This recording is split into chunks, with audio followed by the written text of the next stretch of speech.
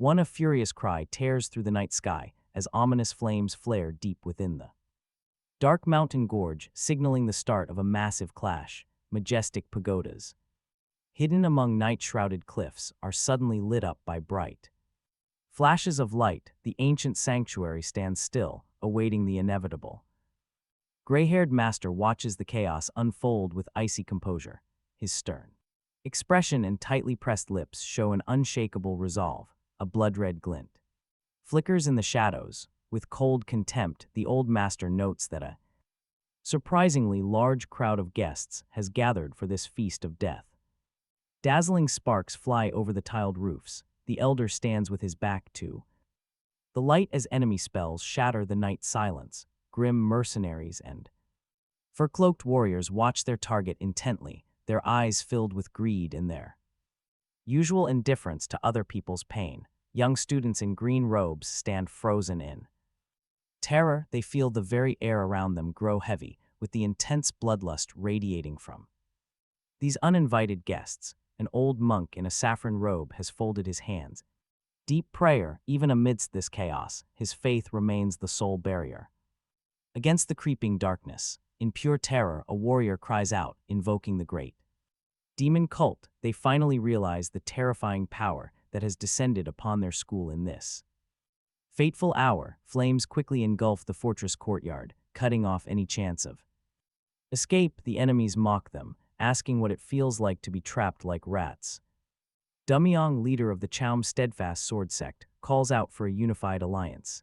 He is certain the combined strength of their schools will crush the enemies' arrogance, finally putting an end to this long-standing feud. Before the burning fortress, a grim verdict is pronounced. One warrior proclaims the imminent doom of the demon cult. For every single drop of spilled blood, a life must now be paid. The gates slowly swing wide open, revealing a pitch-black abyss. Through the darkness comes a commanding order, a call of absolute fate that cannot be ignored. The beginning of the end is finally here. A blood-red gaze flashes from the shadows. It is him, the legendary heir, the true embodiment of the heavenly demon, death itself. Stares directly into the souls of the warriors. The cult's new leader stands before his terrified enemies. His demeanor is casually calm, his every gesture dripping with mockery.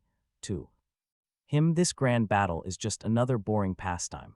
Lazily picking at his ear and showing total indifference to their grand speeches, he whispers, mockingly impressive as a thick, bloody aura flares around him. The enraged elder swings his sword, demanding retribution for all their past atrocities.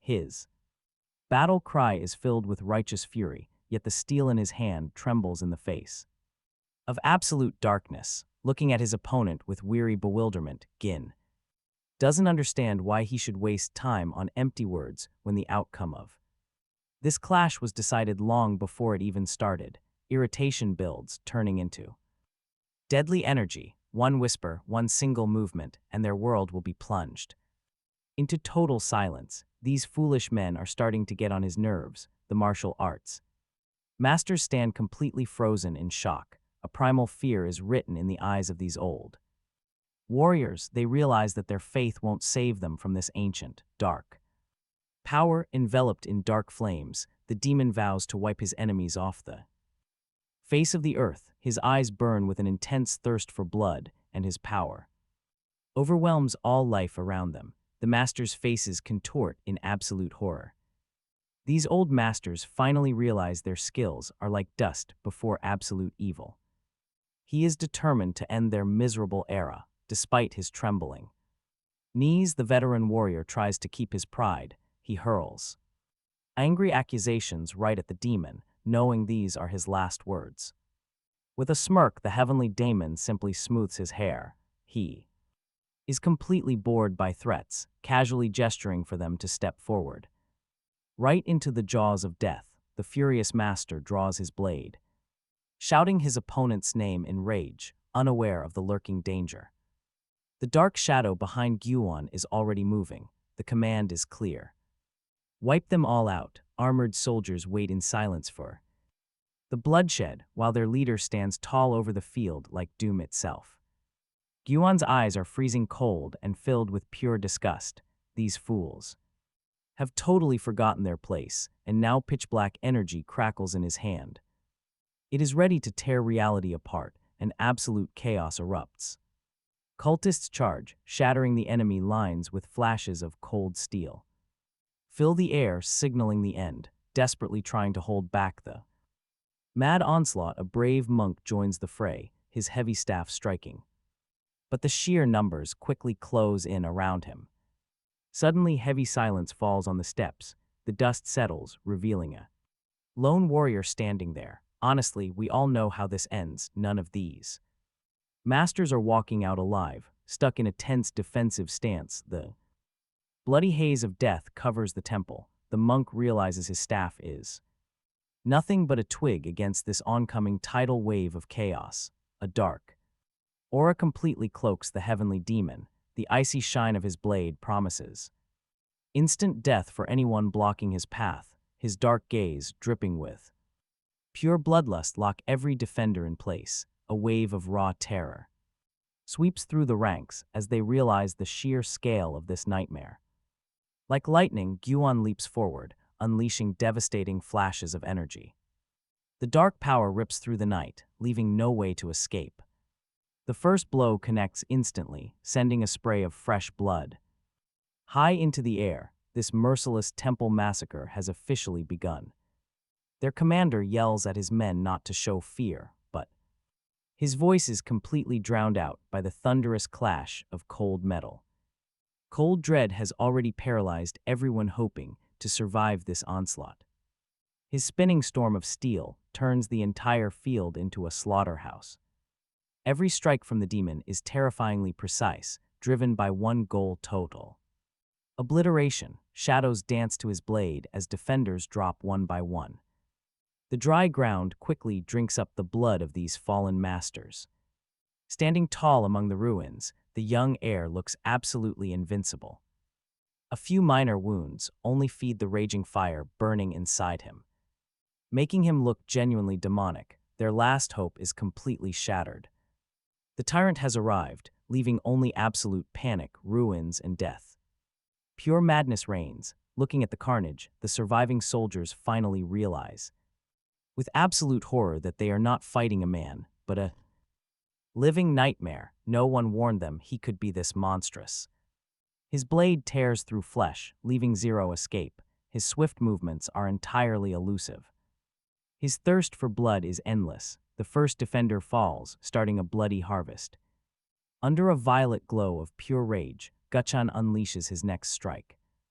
To him, these enemies are just shadows he erases with a single swing.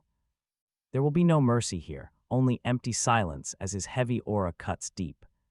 With every single swing of his sword, death itself freezes in the air. He is a relentless storm, sweeping away everything in his path and turning the entire battlefield into a living hell. His crimson eyes burn with absolute contempt. Did they seriously think a handful of weaklings would ever be enough to stop the heavenly demon? This pathetic assassination attempt has only pushed him further. Blood splatters across his face, mixing with an icy smirk as he wonders, is that all I am to you? A silent question hangs in the air, right as true madness begins to take over. Even the elders shudder, knowing that if this monster had come to Janam, not a single stone of their school would be left standing. He is the one who founded the legendary demonic cult. This realization comes far too late. The actual reincarnation of the heavenly demon stands right before them, but the enemies still have one final trump card. Their goal is Guchan's head. No matter the cost, now a mysterious assassin steps out from the shadows, shrouded in azure. Flames, a nameless master whose raw power could challenge the devil himself. The final battle is starting. The very air freezes as a massive threat emerges from the ashes of former glory. Two titans clash. This is definitely the matchup we have been waiting for. A figure steps from the shadow rift. Azure flames seem to burn reality itself, making the air tremble with bloodlust. These desperate warriors are ready to stake absolutely everything on their final play. They want the head of the Heavenly demon, even if it costs them their lives, Gachan slowly turns as blue. Flames reflect in his eyes, his hand resting casually on his sword hilt. Anticipating the fight, their two powerful auras collide, splitting the earth itself. Darkness and azure fire intertwine, erasing the final remnants of former greatness. The world falls completely silent. Both titans leap from their positions, turning into brilliant streaks of light to deliver one single, decisive blow. The enraged Gachan glares at his enemy. He demands respect because today's youth have completely forgotten their manners and basic respect, unleashing his incredibly crushing power. His legendary blade is wrapped in crimson flames, ready to turn this insolent opponent to absolute dust. For that smug smirk, the hooded warrior lunges forward. This mysterious challenger, with a fierce gleam in his eyes, has no intention of backing down against the legendary master swordsman. A sudden explosion of energy lights up the battlefield. This mighty blow violently shakes the air, turning everything into a chaotic mess of jagged shadows and furious sparks deftly evading the strike. The stranger's movements are incredibly clean and lightning fast, forcing Gachan to seriously acknowledge his opponent's strength. The mysterious opponent even speaks words of genuine admiration, even in battle. He cannot hide his sheer excitement at the skill this legend displays, smiling through the blood. Gachan finds this acknowledgement to be absolutely meaningless. To him, it is empty noise, as the outcome of this duel was decided long ago. Now the master's rage reaches its absolute peak. He swears today will be their last. Against the daredevil who dared challenge his absolute greatness, the very air freezes. In that silence, he spots something terrifying in his opponent's eyes, a cold, unyielding resolve capable of crushing the devil himself. An azure flame flares up. With renewed intensity, the masked warrior raises his sword, concentrating all his energy for one final, devastating thrust. The cult leader stands motionless, his clothes drenched in blood. The onlookers are horrified. Because even wounded, he exudes an aura that crushes the will of anyone nearby. Realizing conventional techniques are completely useless, the challenger grips his azure blade, preparing to stake everything on a single strike. It is his only chance to pierce the monster's defenses. Dark energy erupts from the leader's body. Crimson lightning distorts the space around him. His fury is tangible, suffocating everyone nearby, staring at the gaping wound in the giant's abdomen. The swordsman freezes, but instead of weakness, he feels only a terrifying, growing power. The opponent ignores the pain, transforming it into pure madness. In his rage, the challenger screams that he has crawled through hell just to reach him. Darkness clouds his eyes completely. He refuses to let some upstart destroy his entire life's work. Gachan's face contorts into a devilish grin as the blood beneath his skin boils from intense heat. He is no longer human, but the very embodiment of primal destruction. This final clash unfolds on the roof of the majestic palace as two legendary forces collide, lighting up the night sky with blinding flashes of deadly energy. As they lock blades, the old master struggles to hold back the violent onslaught. Sparks from the clashing steel cut through the air, and the stone beneath their feet cracks under the incredible pressure. It is terrifying looking into those empty eyes. An absolute void. The azure light of his opponent's sword slices through the darkness, striving to deliver one final, decisive blow to his opponent's heart.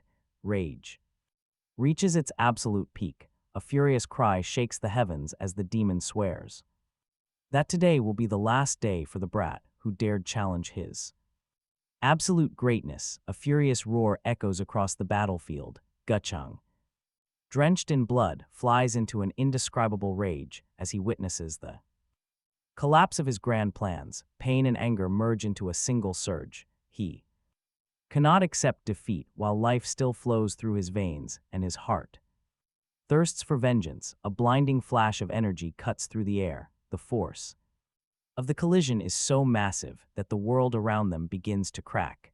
The old master falls, pierced through by cold steel.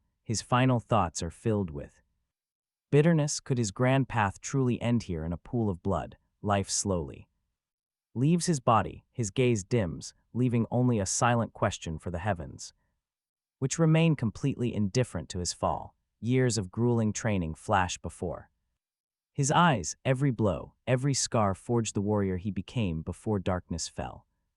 Recalling the quiet, peaceful moments of his past, Gucheng sees the harsh mockery of his enemies and the heavy loneliness on the mountaintop, where he sought answers to the greatest secrets of existence. His mentor's hand on his shoulder feels so real, the last fading memory of those who believed in him before this madness began. Strange voices break through the heavy veil of nothingness. The world of the dead turns out to be surprisingly loud, and nothing like peace is shattered. A violent slap jolts him back to consciousness under blinding lights. Screaming strangers, a completely different chapter begins. He opens his eyes to a roaring crowd, while local thugs mock him relentlessly. They can't believe he is still breathing. His own death feels entirely too fresh. But reality forces him awake. Clenching his fists, the chief bully steps up. He claims the game is already over, but a brutal new test is brewing right here. The room smells of cheap sweat and violence, and the insults are just starting. Guan's vision remains blurry. He has absolutely no idea who these punks even are. A single question throbs in his head: who are they, and how did he get here? How did he end up here? Watch closely, because a weird light suddenly flashes. A holographic scroll unfurls in midair, hovering like a phantom only he can see. The cold system lays down its terms. Right on the glowing screen, a prompt appears. Clean up the trash, it demands. Everyone around him freezes. Time is running out. Exactly 30 seconds left to rewrite this miserable, cursed fate. The clock ticks, the objective is clear, the reward unknown. Shrouded in total mystery, he stands frozen, wondering what cruel entity is pulling the strings. Dragging him through this digital nightmare, terrified, Guan scans the messy classroom. Every muscle in his body screams in pain, while the floating timer keeps ticking down. This has to be some sick delusion, yet the physical agony is brutally real. Heavy, unfamiliar hands suddenly grab his shoulders. He vividly remembers dying just moments ago. Slain by a terrifying, unknown foe, but this dusty classroom makes him question everything. Was his execution just a nightmare? The bully pulls back a massive fist, grinning. He tells Guan to brace for impact. The thug is completely sure of himself. So confident of an easy win, totally clueless that the rules just broke.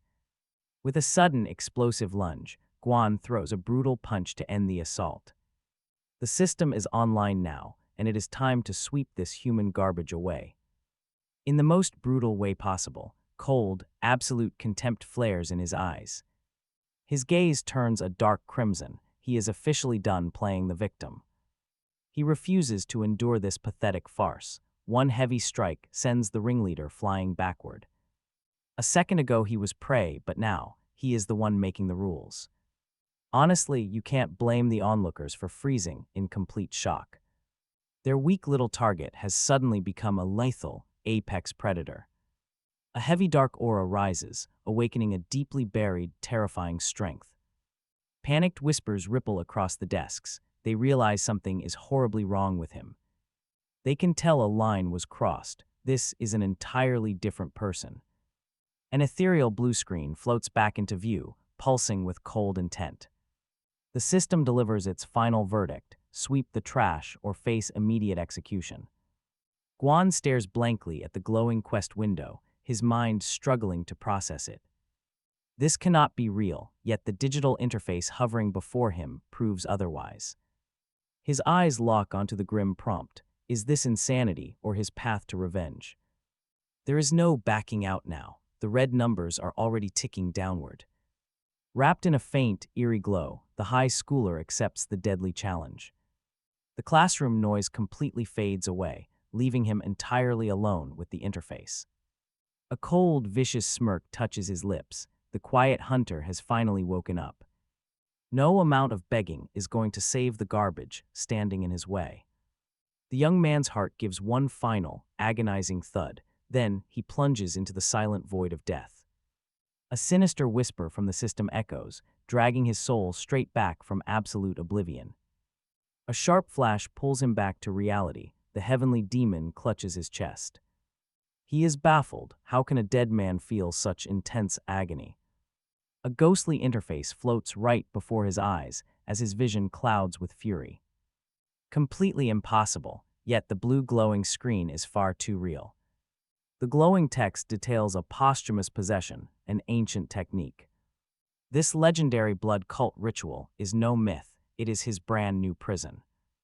Remembering old enemies, Gu Chang suddenly realizes whose forbidden magic revived him. The mere thought of them makes his blood boil with pure, unfiltered rage. A silent question freezes in his eyes: who dared do this? Whoever set up this ritual is playing a highly dangerous game with death.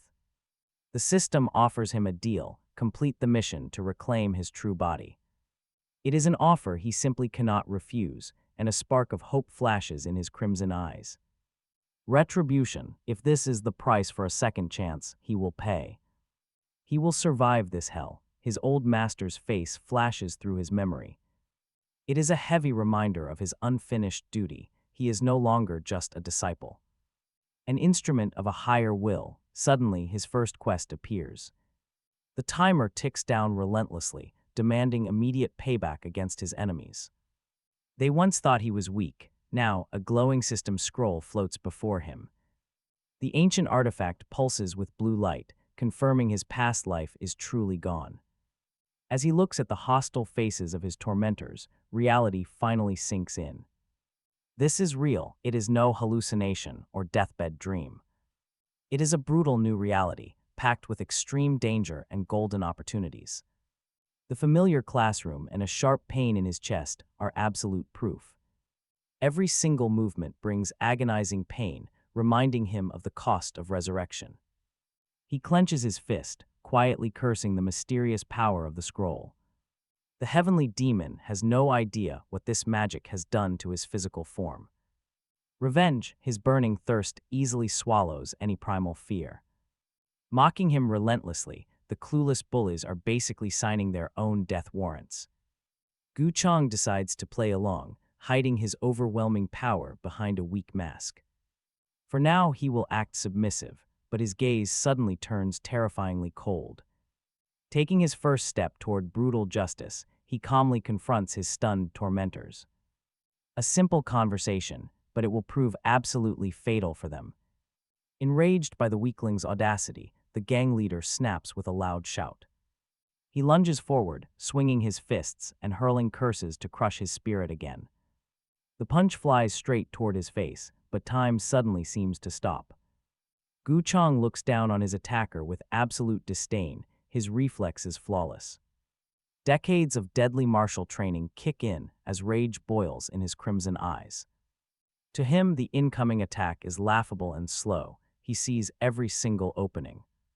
These thugs used to torment him, but now a massive burst of energy explodes. It blows the leader right off his feet, marking the start of a brutal new era. Vengeance, the helpless victim, is gone, replaced by a god of punishment. His terrified opponent freezes in place as a chilling realization dawns on him. The prey has turned into the ultimate predator, and it is already far too late. Flee, as he charges forward with a roar, the bully has not yet realized that this swing will be his fatal mistake in this battle. Time stands.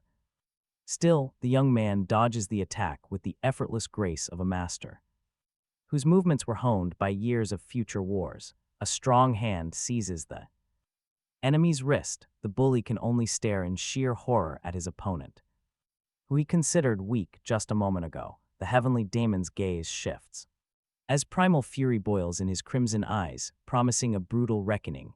Powerful energy concentrates in his fist, serving now as an instrument of punishment. Ready to reduce this offender to dust, a crushing blow tears through space. Sudden flash of light marks the end of impunity for these school gangs. Surveying the battlefield, Guchan immediately searches for his next target, his thirst for justice. demands that he finish what he started right here and now. The dust settles, revealing absolute emptiness. The last opponent has vanished, leaving only a cold trail and a silent question. The boy stares coldly into the silence. The cowardly enemy has fled, but there is nowhere to hide from this new power. As chaos reigns in the classroom, the students look back in horror at the empty seat, and a witness tells the pursuer in a shaking voice that their main target has just vanished. Confused, the boy scratches the back of his head. As he did not expect the situation to take this sudden turn, a heavy sigh escapes his lips as he tries to grasp the scale of the disaster. A sudden realization flashes through the boy's mind, his face contorting with sheer anger at the realization of his fatal mistake. He knows everything is going to hell and he must act immediately. A system window pops up right before his eyes with a merciless timer.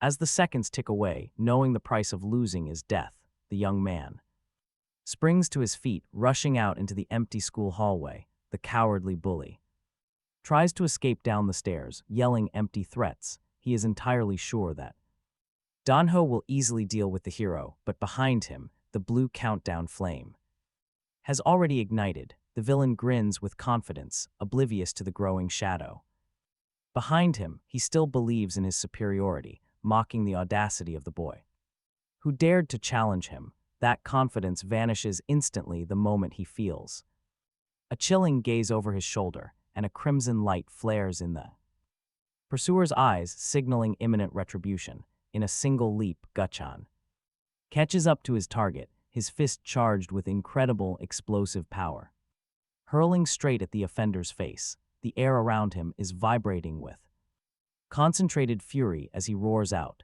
asking where the coward thinks he is going.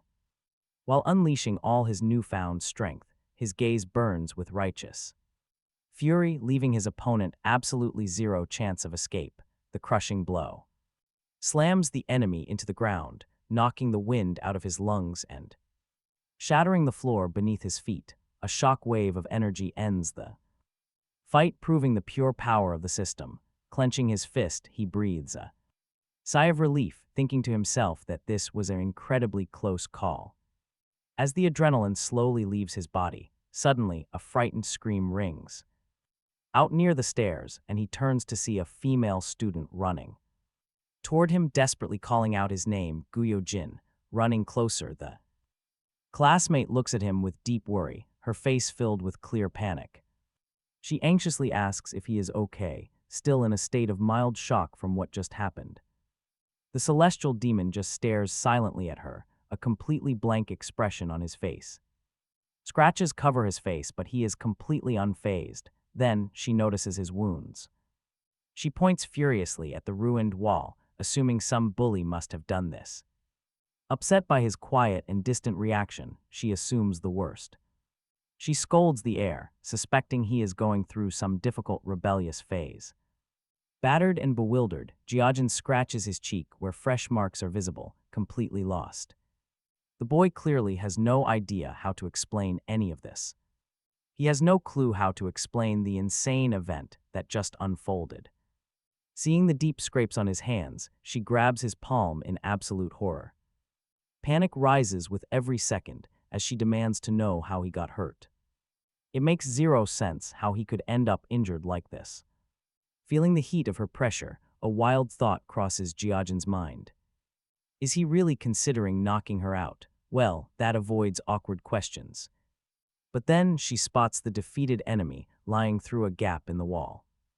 Instantly assuming Jiajin is the victim, she points furiously at the fallen fighter. Angry that anyone dared to lay a hand on him, she grabs nearby stones. Tears of pure frustration fill her eyes as she prepares for a fight. She hurls insults at the poor guy, completely ready to tear him apart. The battered opponent groans in the rubble, desperately trying to save himself. With his absolute last breath, he mumbles that he is not the bad guy. But there is absolutely no stopping an enraged girl on a mission. Jiajin just stands there in absolute shock, watching her explosive reaction. Talk about a complete plot twist. Now the enemy needs the saving. But just like that, her fiery rage turns back into gentle concern. She flashes a sweet smile, focused entirely on helping Jiajin recover. Accepting absolutely no excuses, she grabs his arm with a firm grip. She drags him straight toward the school medical station. Convinced he needs urgent help, she leaves our hero completely stunned. 1 second she was throwing stones, and now she is dragging him away. Her iron grip is relentless, and any attempt to object is totally useless. The sign for the clinic looms ahead, its sterile quiet waiting for them. Once she gently guides him onto the bed, her face lights up with warmth. "Just rest up," she whispers softly, telling him to relax.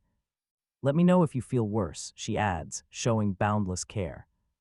Left alone, Jiajin freezes as his bewildered look instantly turns sharp and cold. Before stepping out, she casts one last worried glance back at her friend. Her voice trembles with genuine concern as she tells him to call her. Her soft footsteps slowly fade away as she walks down the school hallway. With no more prying eyes around, the celestial demon can drop his act. He can finally shed the weak student persona and assess his situation. Sitting up slowly, his confusion hardens into cold, ruthless calculation. He can tell this fragile body hides way more issues than he expected. Looking down with pure disgust, he stares at his bandaged fingers. What an absolute mess, he fumes, wondering how anyone could ruin a body this badly. He presses his fingers to his wrist, concentrating on his pulse to feel his internal energy respond with a dull ache. Yajin uses ancient techniques to probe the meridians, and the reality is horrifying. Chi flows are tangled and blood. Circulation is completely blocked, total chaos. He realizes he will have to rebuild this body from the ground up. The heavenly demon snarls in rage. Unable to accept how weak he is, pain and disgust contort his face, as he despises this fragile new shell that can barely stand on its own. In disbelief, he looks down at his bruised body, broken knuckles and bandages. All that is left of his legendary power, this fragile body can barely hold even the slightest bit of energy. His eyes burn with pure fury. Through the agonizing pain, he sees his chi channels are completely ruined. The once mighty leader of the demonic cult is now trapped inside a mundane high school. A silent scream of fury echoes through his soul in this modern world. How has the absolute strongest master fallen so incredibly low? Memories of his past flash by. Grand temples and supreme glory are gone forever. Now he must start his climb back to the top from absolute zero. The blood-red sunset paints the mountains. The cult leader stares into the distance, feeling his ancient power fade away, his glorious past dissolving with the dying light of day.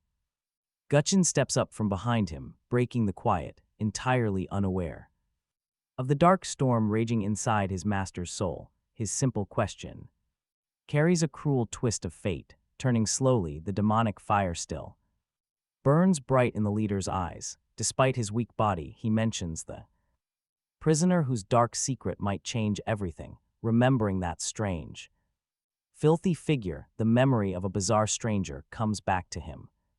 The man seemed like mere dirt, completely unworthy of the great master's attention. The elder confirms his suspicions. The prisoner's words made no sense, yet he spoke with a terrifying certainty, and his insane claims completely shatter their understanding of reality. A massive pagoda towers over them. This symbol of absolute power now feels fragile, and talk of a foreign world echoes through the ancient temple. Confused, Gyuang cannot accept that this filthy wanderer is not from their land. Believing he was from Shaolin or Yuden made far more sense. The leader's voice turns cold. His origin does not matter, the crazy truth does. The prisoner claims he is from a different world where their ancient magic does not exist. Unbelievable, he actually laughs out loud. The young man throws his head back, laughing off the claim as a lunatic's joke. A world without chi. It sounds completely impossible, but the leader is not laughing. He stares at his hands, knowing the madness has already started. The old man clenches his Fist tightly, a heavy silence fills the hall as they realize that the traveler's tale of a different world is not a lie, but a terrifying reality.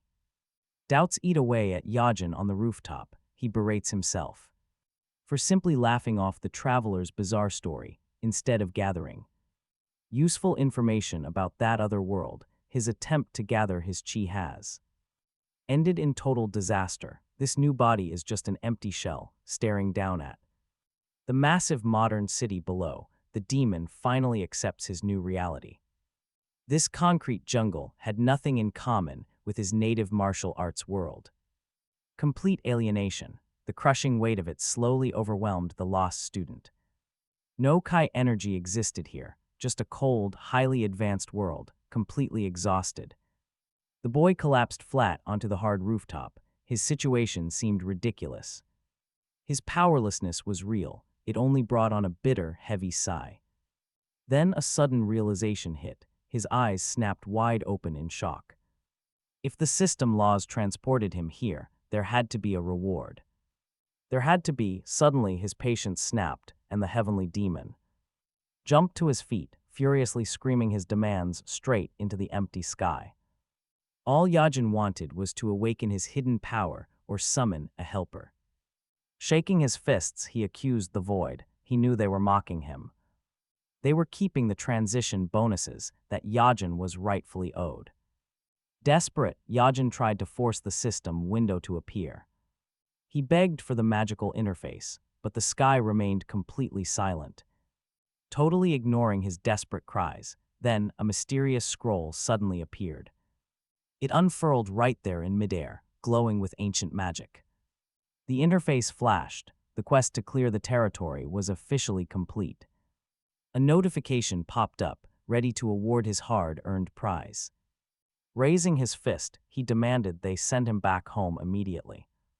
Yajin was completely done with this weird world and its stupid rules. The sky demon's eyes locked in, filled with absolute, unshakable determination. Only one thought occupied his mind: the family he left behind. He ground his teeth together, hard. He would make it back. Our hero swore a silent oath to return home, no matter what. His desire to protect his loved ones burned brighter than any flame. Suddenly, everything changed. A blinding, warm light flooded the entire rooftop. The young man froze. A strange, ancient power began to envelop him. A wave of pure energy flowed through his veins, feeling surprisingly comfortable. The apprentice stared down at his palms in utter shock and disbelief. What was this magical power? His heart beat faster with anticipation. Yajin stared directly at the screen, hoping it would save him. He truly believed this light would finally carry him back home. But instead of a portal, the scroll showed a totally ridiculous message. You have unlocked a pleasant body scent. His hopes instantly shattered. What a joke! Bright, colorful flowers suddenly started blooming everywhere. A sweet fragrance filled the air, confirming this useless bonus. Yajin's face contorted with pure fury at this cosmic garbage. He wanted a portal home, not some flower-scented nonsense. Screaming in pure rage, he couldn't believe his reward was perfume. He clenched his fist and furiously punched the useless floating scroll. The magical parchment just floated there, glowing softly as if mocking him. Driven completely mad with frustration, Yajin paced around the rooftop, shouting curses at the sky. Then his angry rant was interrupted. A cold, mocking voice echoed from below, cutting him off instantly. The insult was sharp. He froze, falling silent as he turned around. As it turned out, a classmate had been watching his total failure. She stood below, calmly watching the troublesome student make a scene. From the courtyard, she asked with real confusion if he owned the roof. She was holding a chopstick, staring up at him with deep skepticism. Frozen right in his tracks, the legendary heir felt the massive embarrassment. He tried to process his failure while her weird question distracted him. Forget the scroll, he was so bewildered that he asked her to repeat herself. Seeing his wide eyes and panicked look, the blonde girl felt suspicious. She mockingly asked if he was okay, finding his behavior utterly bizarre. Standing there, Yajin had to admit that his mind was completely fried. The shocking disappointment of that useless heavenly scroll still clouded his mind. Sighing heavily, the girl advised the young heir to finally get a grip. She turned to walk away, leaving him alone with his rising anger. With a cold look, the beautiful girl kept observing this weird classmate. She just snorted with pure contempt at his obvious confusion. Her harsh words stung as she called out his pathetic weakness. She claimed that because he was so weak, everyone simply ignored him. Hearing this, the heavenly demon suddenly marched straight up to her face. The classmate froze instantly, totally unsure how to react to his sudden advance. This brazen invasion of her personal space took the girl completely by surprise. In her shock, she even dropped the cigarette holder she was carrying. The heir was absolutely sick of the constant insults and humiliation. He hated the loser label that seemed to follow him everywhere. His fierce, commanding tone made her flinch, even if she seemed annoyed. A bright blush flushed her cheeks, sparked by his sudden, shocking confidence. She stood frozen. Suddenly, the rooftop door crashed open, and a massive bully stepped inside. His sudden entry spelled trouble, big, completely unavoidable trouble. Yelling that he finally found his target, the brute wanted a fight. He wanted to unleash some serious rage, but Yajin just ignored him. Talk about disrespectful.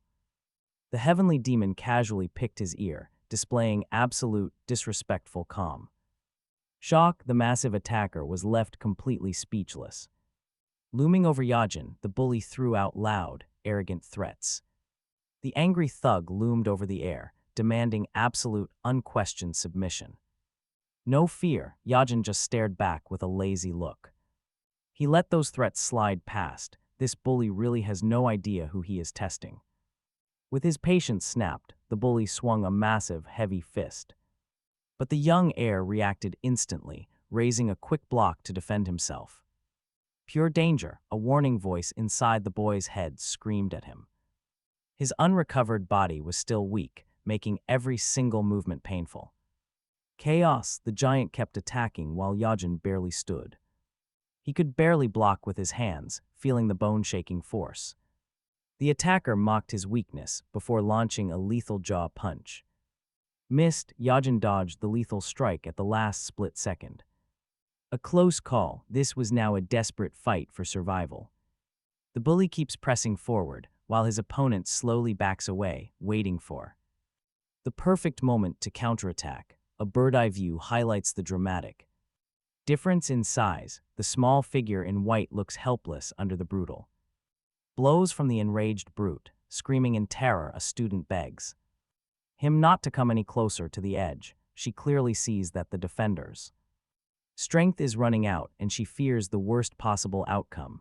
The thug smirks maliciously while delivering a powerful kick, feeling completely superior, and relishing how his target is forced to back down in disgrace. From the force of that impact, Jaijin crashes into the girl. She shuts her eyes in fear, unable to stay on her feet as she stumbles backward from the sharp blow. Suddenly, the blonde girl crashes right into the metal mesh fence. She is absolutely terrified of what comes next. Surely, she can expect zero protection from her frail classmate. Suddenly, the bully freezes upon realizing the height. His arrogant smirk instantly vanishes, replaced by pure panic. They are on the 5th floor. The bully stands frozen, staring at the absolute madman in front of him.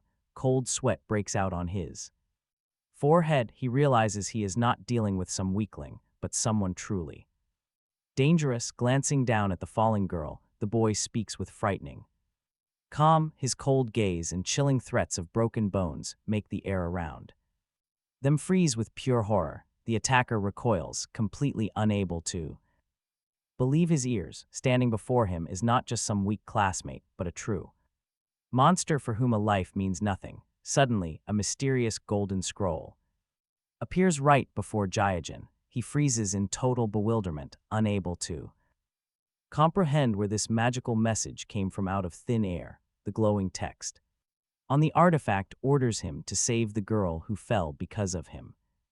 The reward for completing the task remains hidden behind mysterious question marks. Glancing skeptically at the floating scroll, he is outraged by the system's accusation. The heavenly demon genuinely cannot understand how he is involved in this misfortune, while the boy mutters to himself, pondering the strange quest. His classmates watch him from a distance, clearly puzzled by his strange behavior. One of the bullies freezes in shock, seeing the terrifying change. On the usually quiet student's face, a cold sweat runs down his back. Ignoring the cries of the stunned crowd, the young man leaps to his feet. Instantly, his movements become lightning fast, just like a seasoned predator. A dangerous crimson fire flashes in his eyes. He is driven solely by self-interest, knowing the rescue reward will fully repay all of his efforts. Seconds stretch into an absolute eternity. His hand reaches out toward the falling girl, desperate to catch her before the absolute worst happens. With a powerful leap, he catches the blonde right in midair.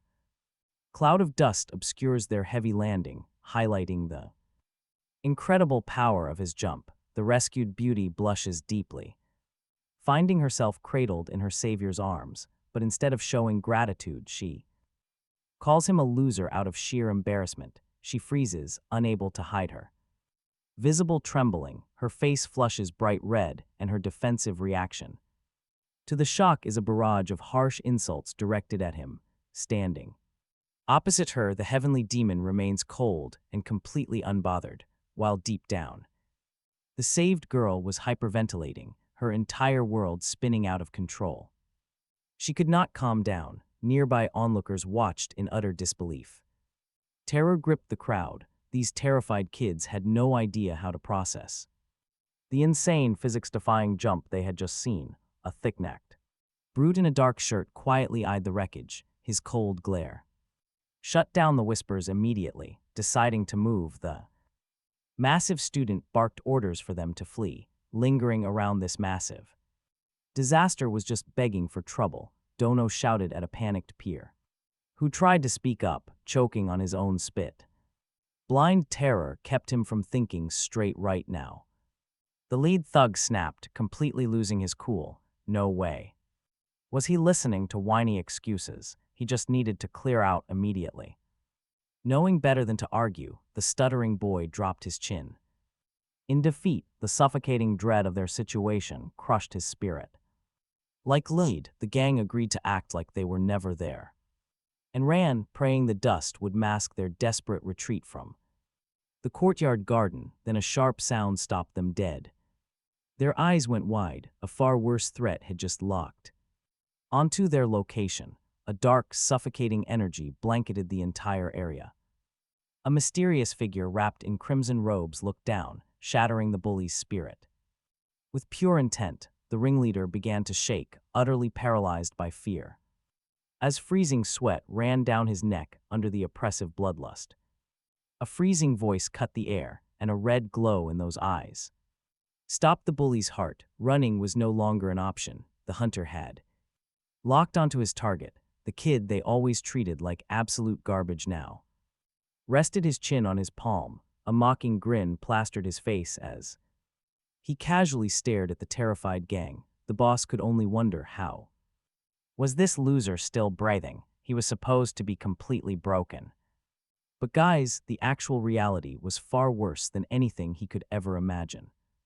He adjusted his uniform with total poise. For this entity, the schoolyard drama was just a stepping stone. Time to take the ultimate reward. A radiant gold scroll hovered in midair as the system pinged. A high-tier skill was officially theirs. Pitch-black shadows swallowed his body, exposing a psychotic smile, channeling the legendary force of the Gutchin. He prepared to give these abusers a brutal lesson in survival. Absolute quiet blanketed the rooftop. The gang of thugs who used to act like kings were now shaking on their knees, finally understanding how badly they messed up. Total terror locked their joints, forcing their hands up in embarrassing defeat. The cowards began to beg for forgiveness from the sleeping giant they had stupidly poked. A sharp Scowl twisted the young man's face. All those years of pain had hardened into a freezing, unstoppable urge for payback. With absolute coldness, he slammed the lead bully into the concrete. Each whispered word felt like a final judgment for their little empire. Any resistance was completely useless. The boss was choking under the massive pressure of his newfound strength. He had to face reality. The weakling he despised was now his living nightmare. A terrifying grin slowly creeps onto his face. Playtime is officially over, and the era of bloody payback has finally arrived. Loser, outcast, weakling, those labels burn away in the fire of his awakening. Now standing before them is a deadly predator. He is ready to hunt. The former bully has suddenly turned into a loyal servant. A master now, not trash, yet the young man boils with pure fury. No pity is ever tolerated, especially not from his own blood. While the broken bully weeps at his feet, the young heir feels only cold disgust. His fists clench, his gaze drilling with absolute contempt into those who doubted him. A dark crimson flame of newly awakened power flares deep in his eyes. The weakling is gone. A true, deadly predator stands in his place. The games are officially done. Now, the heavenly demon feels ancient energy coursing back. It starts as a subtle, faint spark, but quickly turns undeniable. Every painful memory of past failure burns to ash in this mystic fire. His fingers flex with ease. His terrifying strength is back. He is finally the true master of his fate, confidence turning to triumph. Yajin understands his own nature. Absolutely no one else in this world compares. Nobody would ever dare to replicate the unique power that belongs to him. Visions of his former glory rise up. He will take back everything he lost. Every single enemy will tremble in absolute terror at the sound of his name. There is no turning back. This awakening is their death sentence. His offenders are doomed. The Demon King will rise back to the top. This time, absolutely nobody has the strength to stand in his way. His hands clench. Pure, primal energy floods his veins as reality itself bends to his iron will. This is the dawn of a ruthless, blood-soaked era of sweet vengeance. A wicked smile locks onto his face. The predator is ready for his prey. Retribution is here, but wait, the world has suddenly changed. The student looks around. He inspects his new surroundings with deep, growing suspicion. Everything feels totally alien. His eyes land on local girls wearing outrageously short skirts and tiny tops. In his ancient world, such clothing would be labeled completely shameless. The bizarre, colorful hairstyles of the young men around him only add bewilderment. This modern fashion makes zero sense to his refined senses. To him, everyone in this era looks absolutely ridiculous and absurd. Rubbing his chin thoughtfully, he realizes this world is packed with bizarre things. Each new discovery raises more questions. Suddenly, whispers behind him make him freeze. Giljan tenses up, wondering if there is some embarrassing mark on his face. He has absolutely no idea how ridiculous they actually look to the crowd. His battered, black-eyed servant chuckles nervously, trying to drop a subtle hint. Everyone is staring because the master is literally piggybacking on his subordinate. The sudden realization catches the proud apprentice completely off guard. His eyes turn cold and piercing, showing the arrogance of a born ruler. He is used to giving commands, never accepting a single refusal. Back then, a true heir always traveled on his subordinates' backs. To him, this is not some childish whim, but a natural attribute of power. Overwhelmed by his grandeur, the loyal hounds merely smile, not daring to object.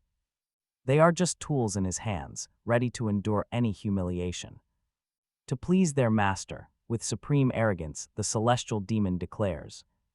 His hunger after some quiet thought, perched on the shoulders of his followers, he prepares to regain his old power as his journey to the top officially begins. Still perched on the shoulders of his loyal comrade, the master commands him to lead the way to the feast because hunger waits for nobody.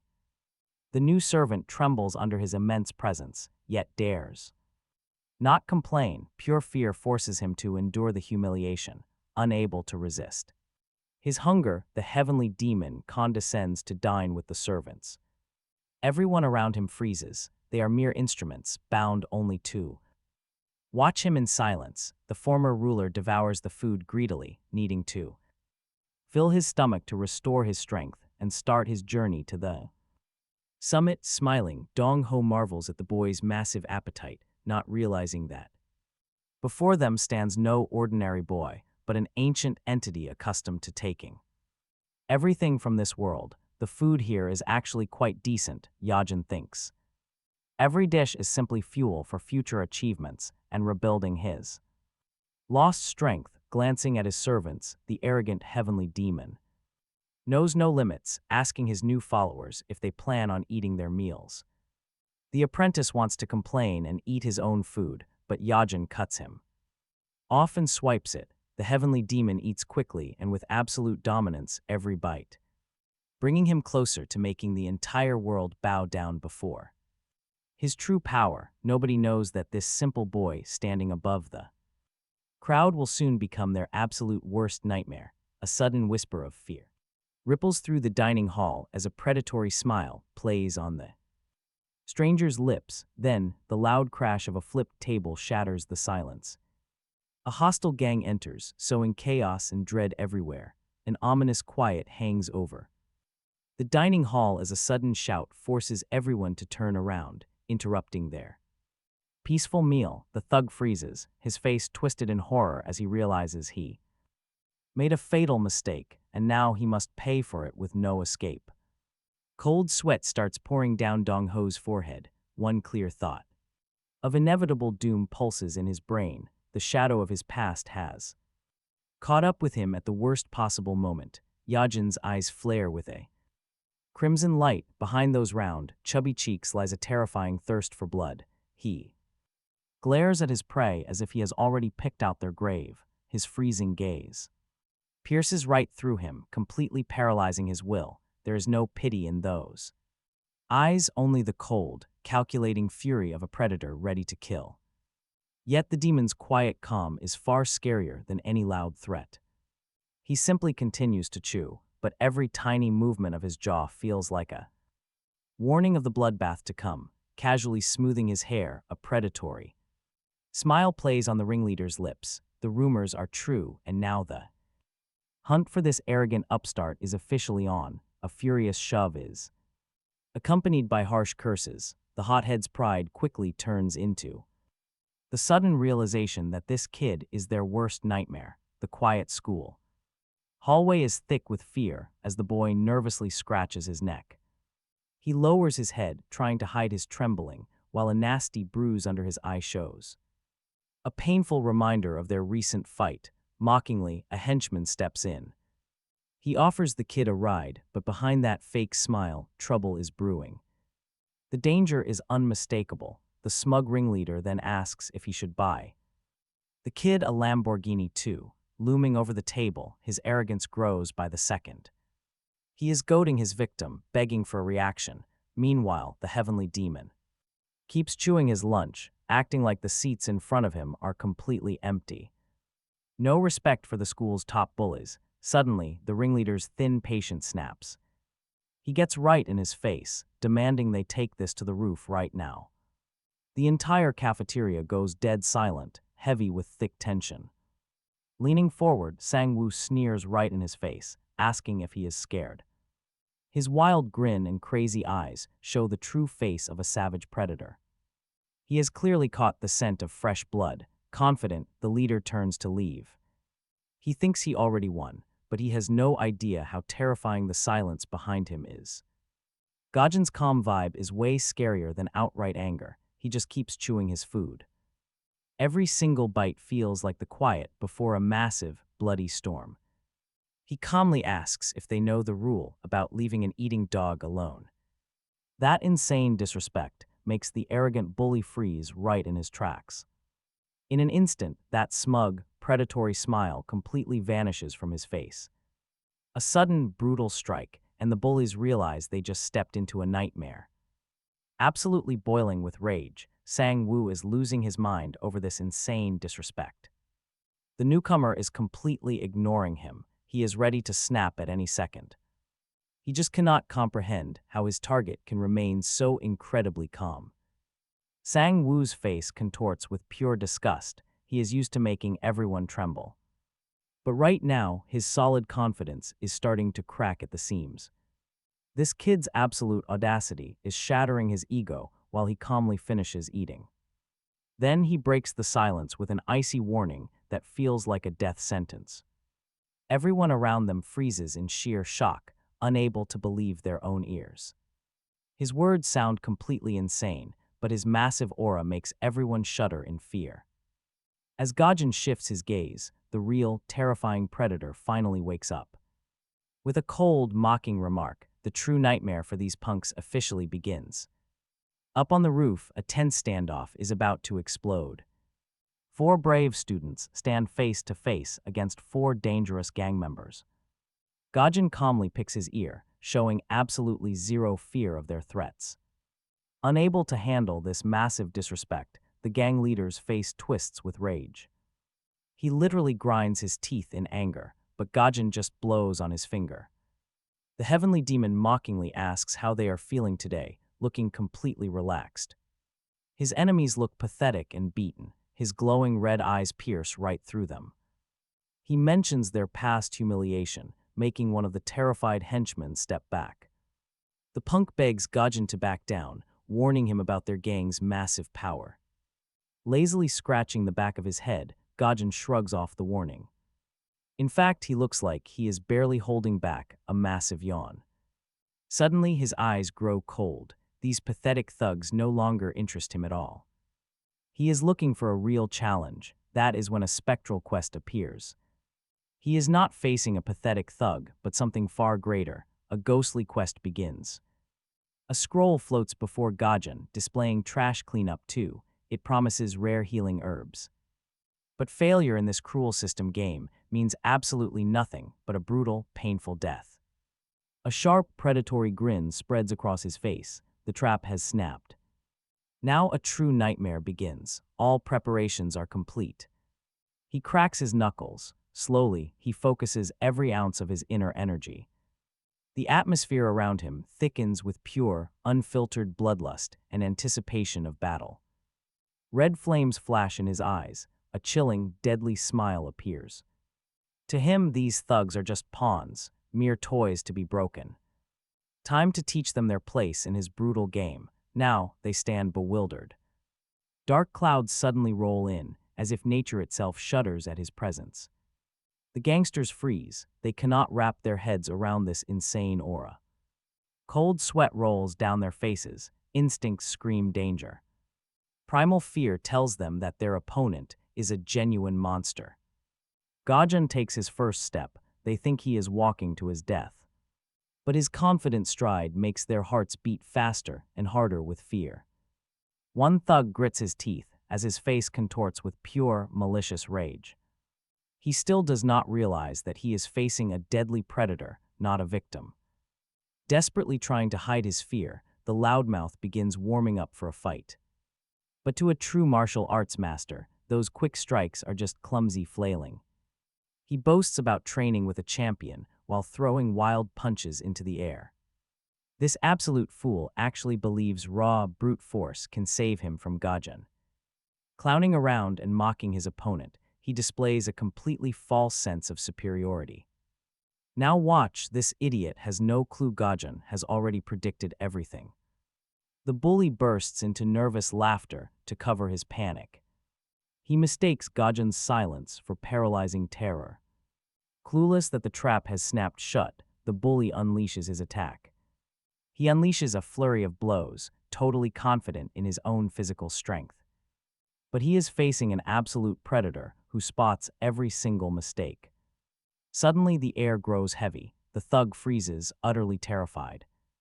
A demonic aura looms behind Gajin, promising nothing but swift retribution.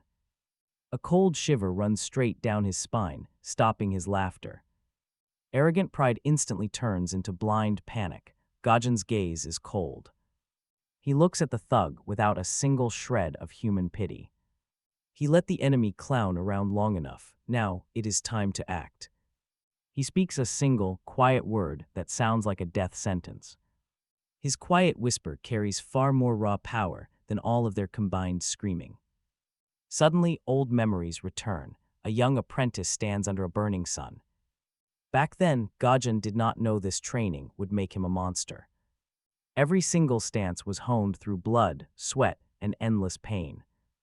His mentor was brutal, forcing him to push past his limits. He had to endure everything for the sake of true martial mastery. His teacher's voice pierces the silence. Your movements are still wrong. Brute force is useless without precision. The old master hammered that in.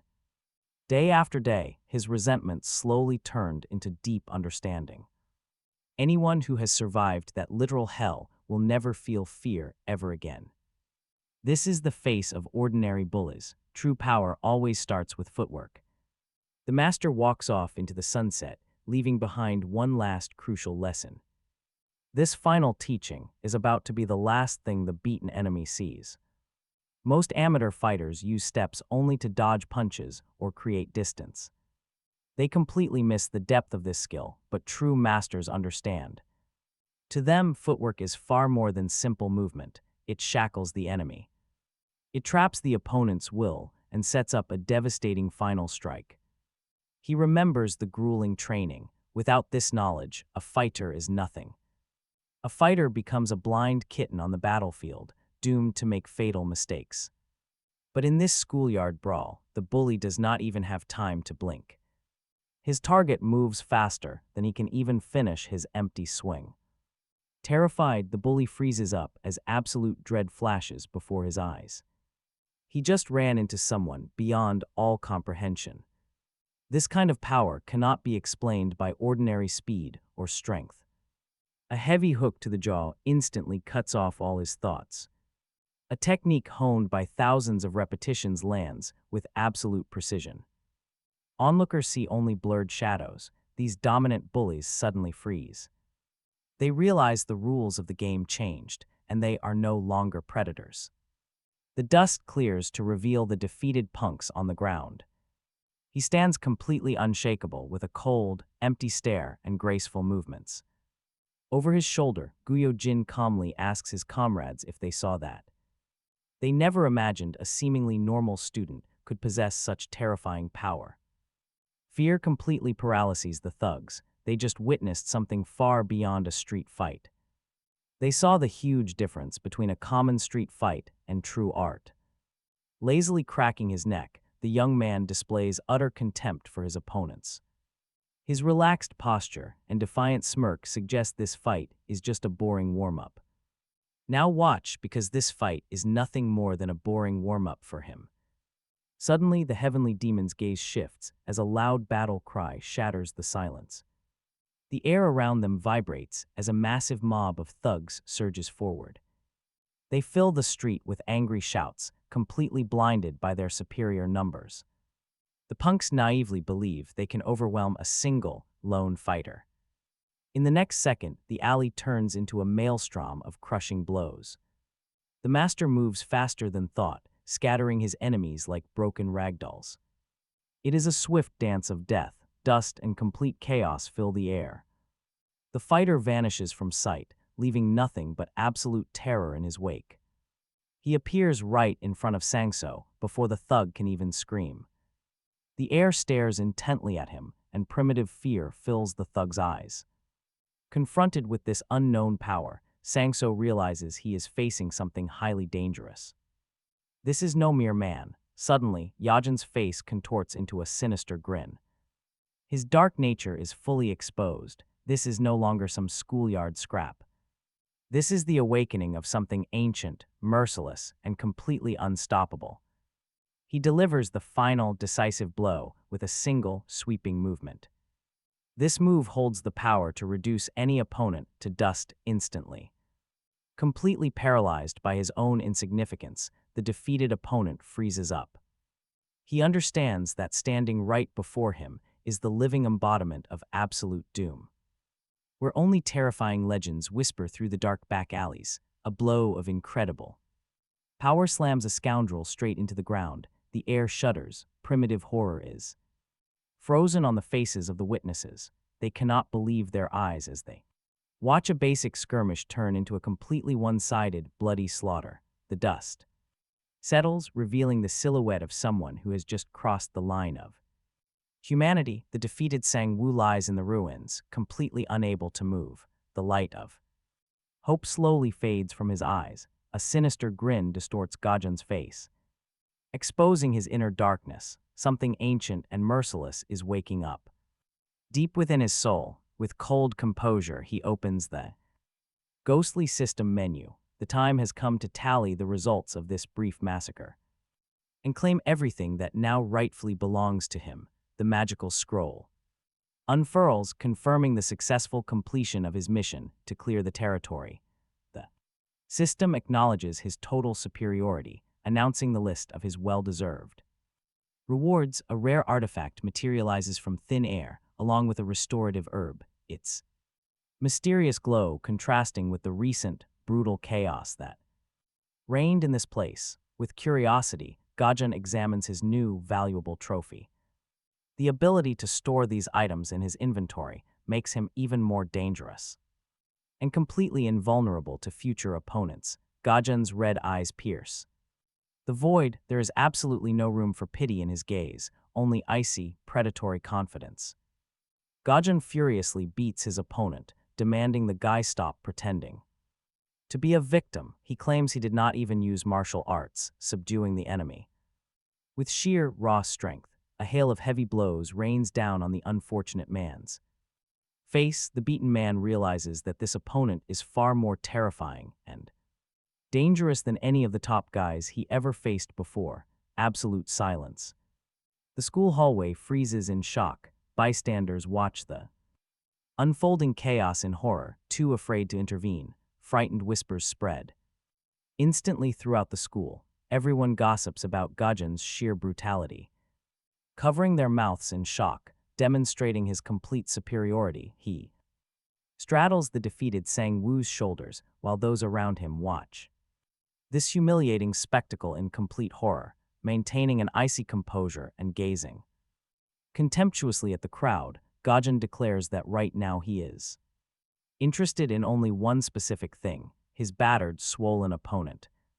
Barely breathing, submissively asks what exactly his tormentor is looking for. Ready to obey any order just to end the pain, Gajun's gaze turns demonic as he utters the fateful words. His target is the mysterious, dangerous demon cult. Those standing around are completely bewildered. They do not understand what this madman is talking about, while he continues to sit arrogantly atop his living chariot. Furious at his bearer's unsteady gait, the heavenly demon roughly strikes the poor wretch on the head, demanding he walk straight and not dare to stumble. In a rage, Gajun clenches his fist above his victim's head. He is ready to lash out, while the poor soul beneath him merely whimpers pitifully, begging for mercy, trying to fill in the gaps in his memory. Gajun lists the great clans, intently counting on his fingers as he recalls the sects of Changnam, Wudang, Shaolin, and Huashan. His patience snaps. Gajun furiously shakes the porter, completely stunned by his ignorance. How is it? Is it even possible to live in this world and not know the basics of the great sects? Paralyzed with fear, Sangu's face is comically swollen from the beatings, and his eyes are frozen in silent terror at his master's unpredictable rage. Grinning mockingly as he raises his fist for another blow, the heavenly demon is completely certain that a good thrashing is the best way to refresh the memory of a lazy servant. But a sudden mention of Jongnam's finest sword changes everything. The air instantly grows heavy, and behind the boy looms the terrifying silhouette of his master from a past life. The young man's gaze turns icy, becoming truly demonic. His freezing tone and dilated pupils signal real trouble. The school bell rings, its familiar melody echoing through the empty hallways, heralding the start of the most important lesson in a student's life. Pure anticipation. Gyu Jin sits at his desk, rocking back and forth in his Chair, outwardly he looks completely calm, but inside a primal rage is boiling. Resolve. The boy's gaze hardens. The bell has rung, echoing in his head. It is time to settle old scores. According to his deal with that scumbag, everything must be settled immediately after the third bell. Every single second counts now. Hidden power awakens within his body. The young man heads for the exit, his footsteps echoing in the silence like heavy thunderclaps. The classroom door swings open with a sudden crash. There is no turning back as the hunter steps onto the straight path to the finish line. The hero's eyes flash deep crimson. He sees his target, and the tension in the air becomes almost palpable, chilling. Their very blood, Jongnam's finest sword, those words echo in his mind, awakening the deadly mastery honed in past lives. The teacher enters the classroom holding a bamboo sword. A heavy silence hangs in the air, and the students' shocked gazes are fixed on that weapon. The heavenly demon's eyes flash a brilliant scarlet. He sees his target clearly, and you can practically feel the tension chilling the blood of everyone present. Scanning the classroom, the man orders the students to open their textbooks. Park Jongnam steps forward, his face frighteningly cold and his voice ringing like steel, leaving no room for doubt. The order must be obeyed. Immediately, the entire class freezes. In this heavy silence, even the slightest rustle seems like a crime against the order established by the teacher. Inside, Gyu Jin rage awakens. The mastery of past lives demands an outlet, transforming an ordinary student into a dangerous, lethal fighter. The teacher walks past, completely unaware of the fury burning behind him.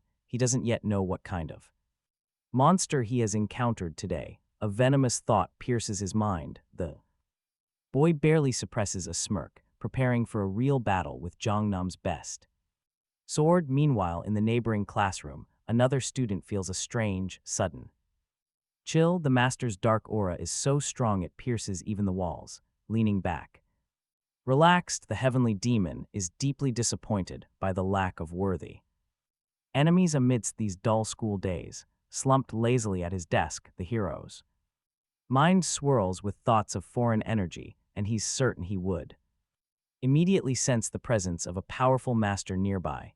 Absolute boredom is literally eating him up from the inside. The boy throws his legs up on the desk, showing complete disregard for the lesson. He craves answers that school simply cannot provide. Suddenly, his face contorts with rage, his keen intuition.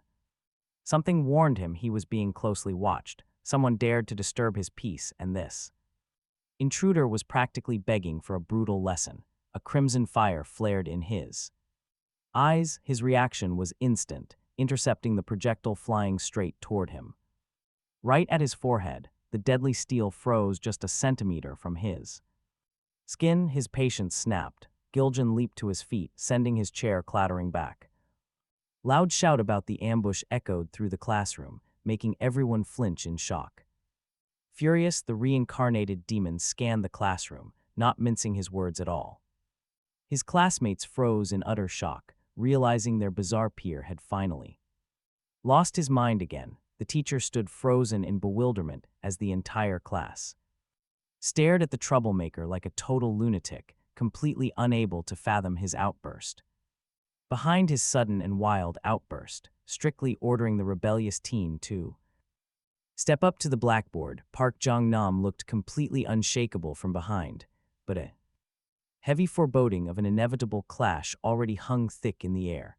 An ominous smirk played across the student's face. He knew exactly who had launched the attack, and this realization only fired him up, awakening his raw warrior instincts. Standing at his desk, the heavenly demon grimly thought about how he had barely managed to block a simple throw. It was a massive blow to his pride. Giljan clutched at his head, unable to believe his own weakness. The reality of having such a feeble body drove him into a frenzy. Stunned by this sheer audacity, the teacher furiously ordered the offender to come to the blackboard. A heavy silence fell over the classroom, thick with the foreboding of an imminent clash. The young man's face contorted into a grimace of pure fury. His pride was deeply wounded, and the realization of his own powerlessness. Against the teacher provoked only uncontrollable, boiling rage. The boys. His expression shifts instantly. He freezes, realizing exactly who launched the sudden strike. He isn't scared. Instead, his warrior instincts are fully awake. Park Young-nam watches his students' bizarre reaction with total bewilderment. He expects absolute obedience, but feels the situation is spinning out of control. A wicked smirk plays across his face. He is completely hooked now. A fierce payback thirst burns in his eyes, far stronger than normal. The teacher tries to stay calm, but his gaze turns icy cold. He knows this is no longer some rebellious kid. He has a real rival. With a heavy sigh, the reincarnated heavenly demon slowly cracks his neck. The tension peaks. He is completely ready to fight now. Ignoring all school rules and standard manners, Giljan steps forward. From behind, his powerful frame looks completely unshakable to anyone watching. Every slow stride toward the blackboard brings them closer to pure violence. Giljan stops. The teacher stands waiting, braced for the oncoming strike. The classroom air feels heavy and electric. Two absolute monsters are clashing. This collision of wills is now completely unavoidable. Get ready for this. Chanam's top swordsman watches his student with a smug, casual grin. But behind that relaxed pose, he is ready to strike. He spins around. His face twists in anger at his student's incredibly disrespectful attitude. Suddenly, a long bamboo stick slices loudly through the quiet air. The teacher refuses to overlook this insolence and delivers a swift strike. The boy freezes as a wooden stick presses firmly against his back. His eyes burn with rage as his fists clench at this blatant disrespect. Confused, the teacher demands to know where the reckless kid is going. He never expected his student to just walk out mid-lesson. The man's voice rises to a shout as he barks a reminder about the school's schedule, attempting to dominate the kid with sheer academic authority. He demands an immediate return to his seat while hurling endless insults. The boy ignores him, walking away as the teacher fumes over his disrespect. Disgusted by the lack of manners, Yajin sighs at the endless grumbling. The noise behind him is testing his limits, pushing his patience thin. Rage boils inside, then the ancient heavenly demon's eyes flash. A crimson glow that promises swift retribution for this weakling. The teacher suddenly turns pale, sensing a terrifying shift in the air. Cold sweat breaks out as he senses a lethal thirst for blood. Too late, he realizes his provocation succeeded far too well. The instructor freezes upon hearing the student bring up Chanam's deep secrets. Tension in the classroom instantly spikes to a dangerous boiling point. Desperate to save face, the teacher tries to hide his trembling voice. He quickly assigns independent work to get the insolent kid out of class. Giving Yajin an icy glare, he orders the boy to follow him outside. A fatal mistake. He is walking straight into a trap. Out in the backyard, Yajin shows nothing but absolute, chilling indifference. His relaxed stance only highlights his utter contempt for the instructor. Tick-tock, every passing second feeds the kid's growing annoyance. He is sick of arrogant teachers starting useless fights over nothing. Boiling with rage, Park Jong-nam grips his bamboo weapon tightly. A dark, wicked smirk spreads across his face, ready for action. He cannot wait to put this incredibly arrogant kid in his place. But a sudden question about Park Jong-nam catches him completely off guard. The shock on his face instantly morphs into pure, unbridled fury. Who leaked the truth? The man in blue completely snaps now. Stung by the informal speech, he cannot believe this insolent kid's nerve. Spitting venom, the furious instructor barks out a deadly threat. He has no idea his empty boasting sounds pathetic to a master. Yajin lets out a heavy sigh as a crimson fire ignites. The ancient demon's eyes flare, releasing a thick, heavy wave of bloodlust. This mistake will be his last. Park Jong-nam grips his staff. He stares at his student in total shock, confused by the question. Demanding a direct answer, a crimson flame flares in response. The young man's gaze turns ice cold as a deadly smirk appears. Oblivious to the impending danger, the teacher mocks the heavy silence. The student merely squints, keeping his dark thoughts completely hidden away. A terrifying smile creeps up, signaling a dark plan in motion. This foolish mentor's mistake is going to be his absolute last. Suddenly, the teacher's manic laughter shatters the quiet air. He answers, completely blind to the crimson fire, flaring inside Yajin's bloodshot eyes. That chilling thirst for murder makes the young boy laugh like a total madman. Laughter erupts as he points his finger right at the man, joining in. Suddenly, Park Youngnam's face twists into a twisted, terrifying grin of his own. He cackles nonstop, eyes wide. Things are about to go south very quickly. With a sharp crack, the teacher swings a heavy bamboo stick right at him. Aiming straight for the heavenly demon in the white jacket, he splits the air. A twisted, maniacal grin appears as the teacher says the boy has much to learn. Promising not to strike his head just yet, he lets the stick fly. It moves at a blinding speed, aiming right for the boy. The strike looks unstoppable, but the teacher's smug look completely vanishes as he freezes. His eyes lock onto the young student, paralyzed by a sudden, terrifying shift. He never expected this upstart to react, let alone stop his brutal lesson. Like a reflex, Yajin casually blocks the incoming blow with a single hand. A strange, dark aura begins to swirl, revealing the true power of the heavenly demon.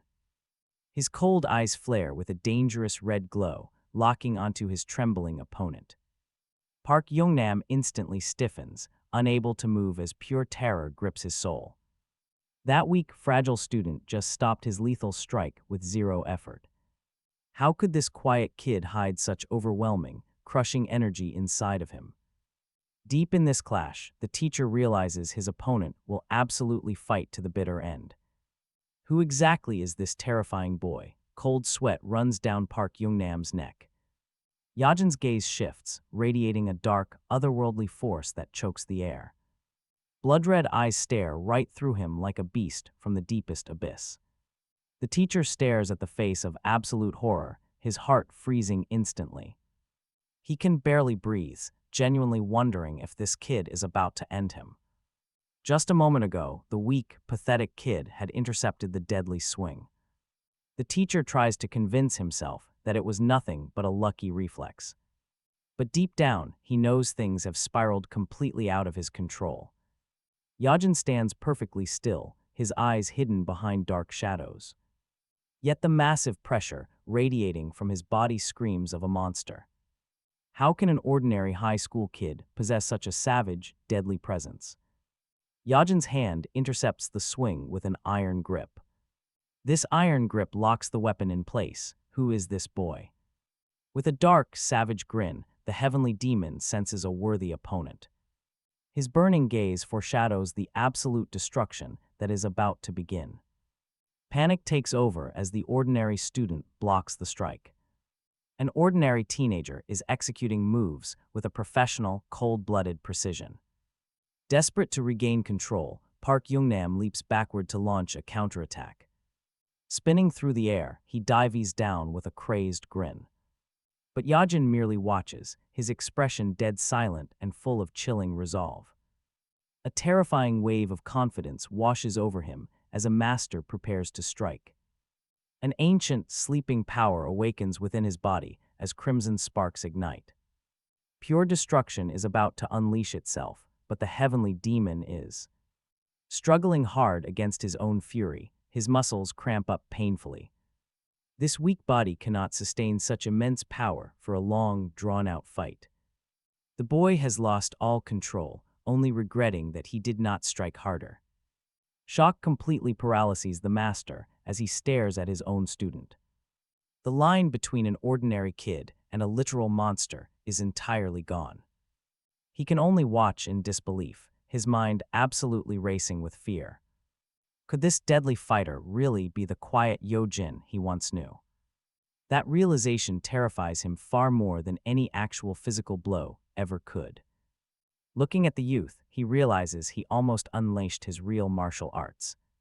He stood right on the edge of a deadly point of no return. Was the kid really not afraid of the consequences and incoming assassins? This boy had always seemed so harmless, but now anger stirs within. The teenager's body swells with pure fury as his power starts expanding. As he demands the scroll, his teacher decides the boy has gone mad.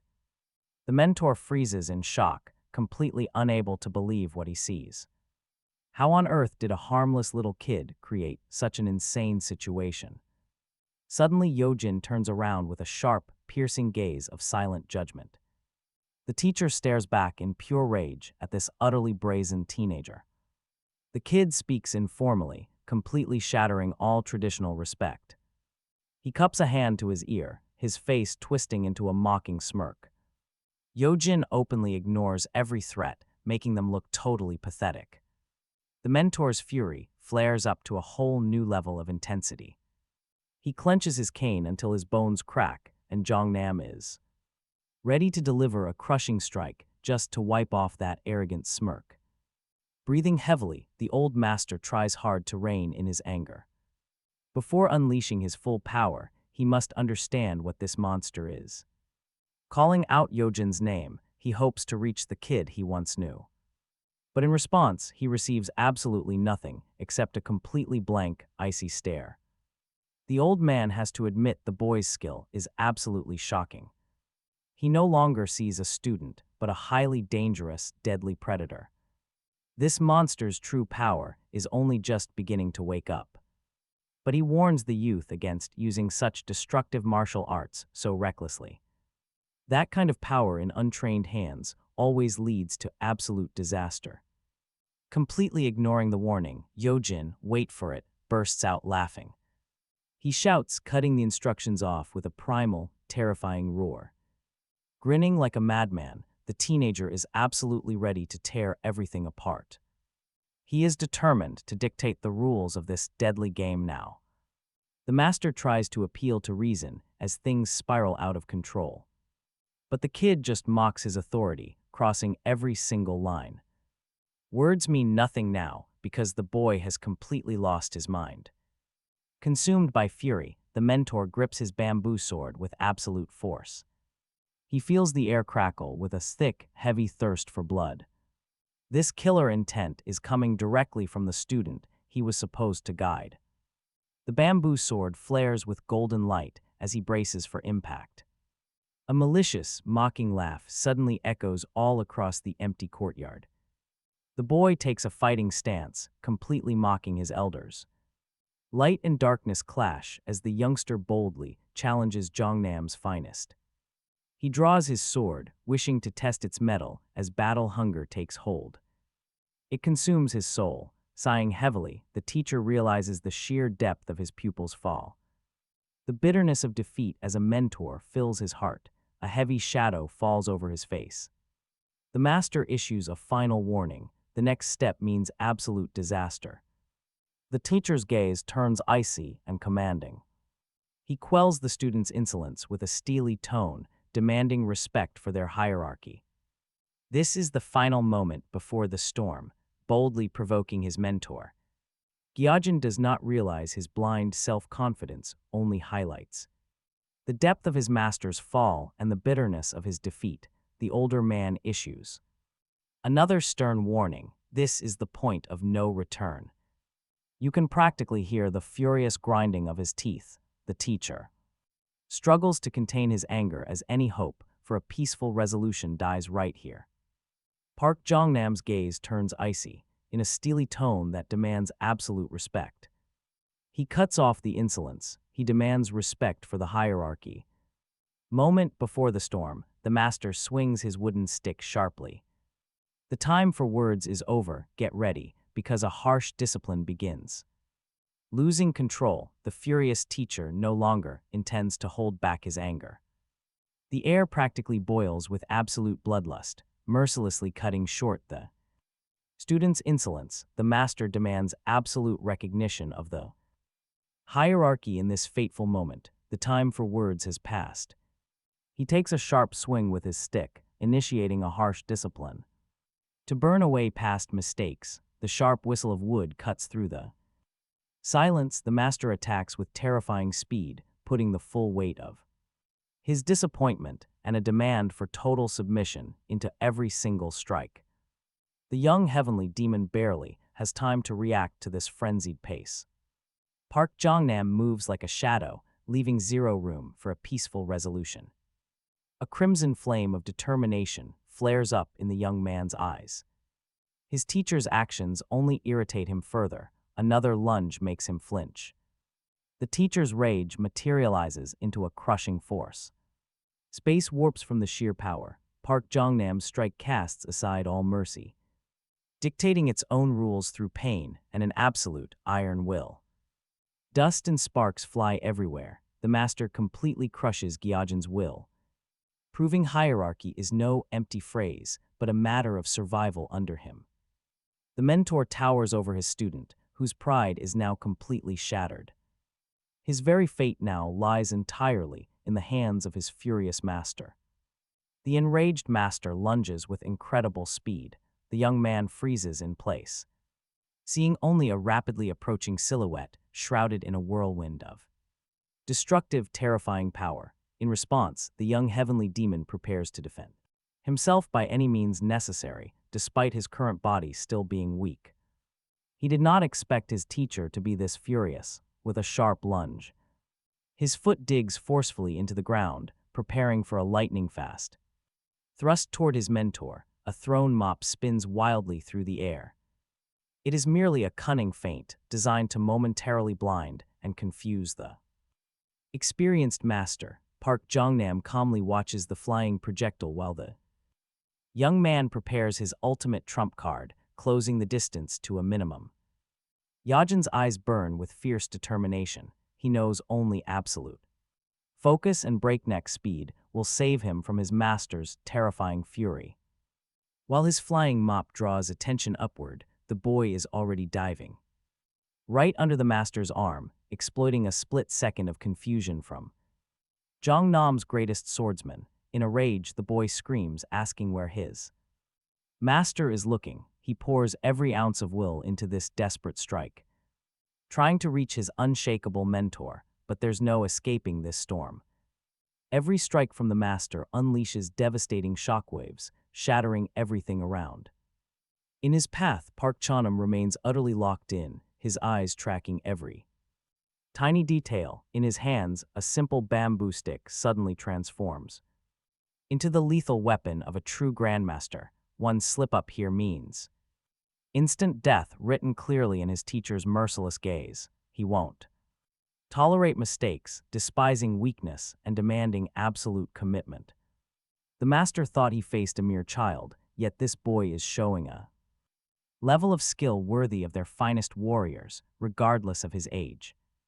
Behind that fluid grace lie years of brutal, secret training in the shadows.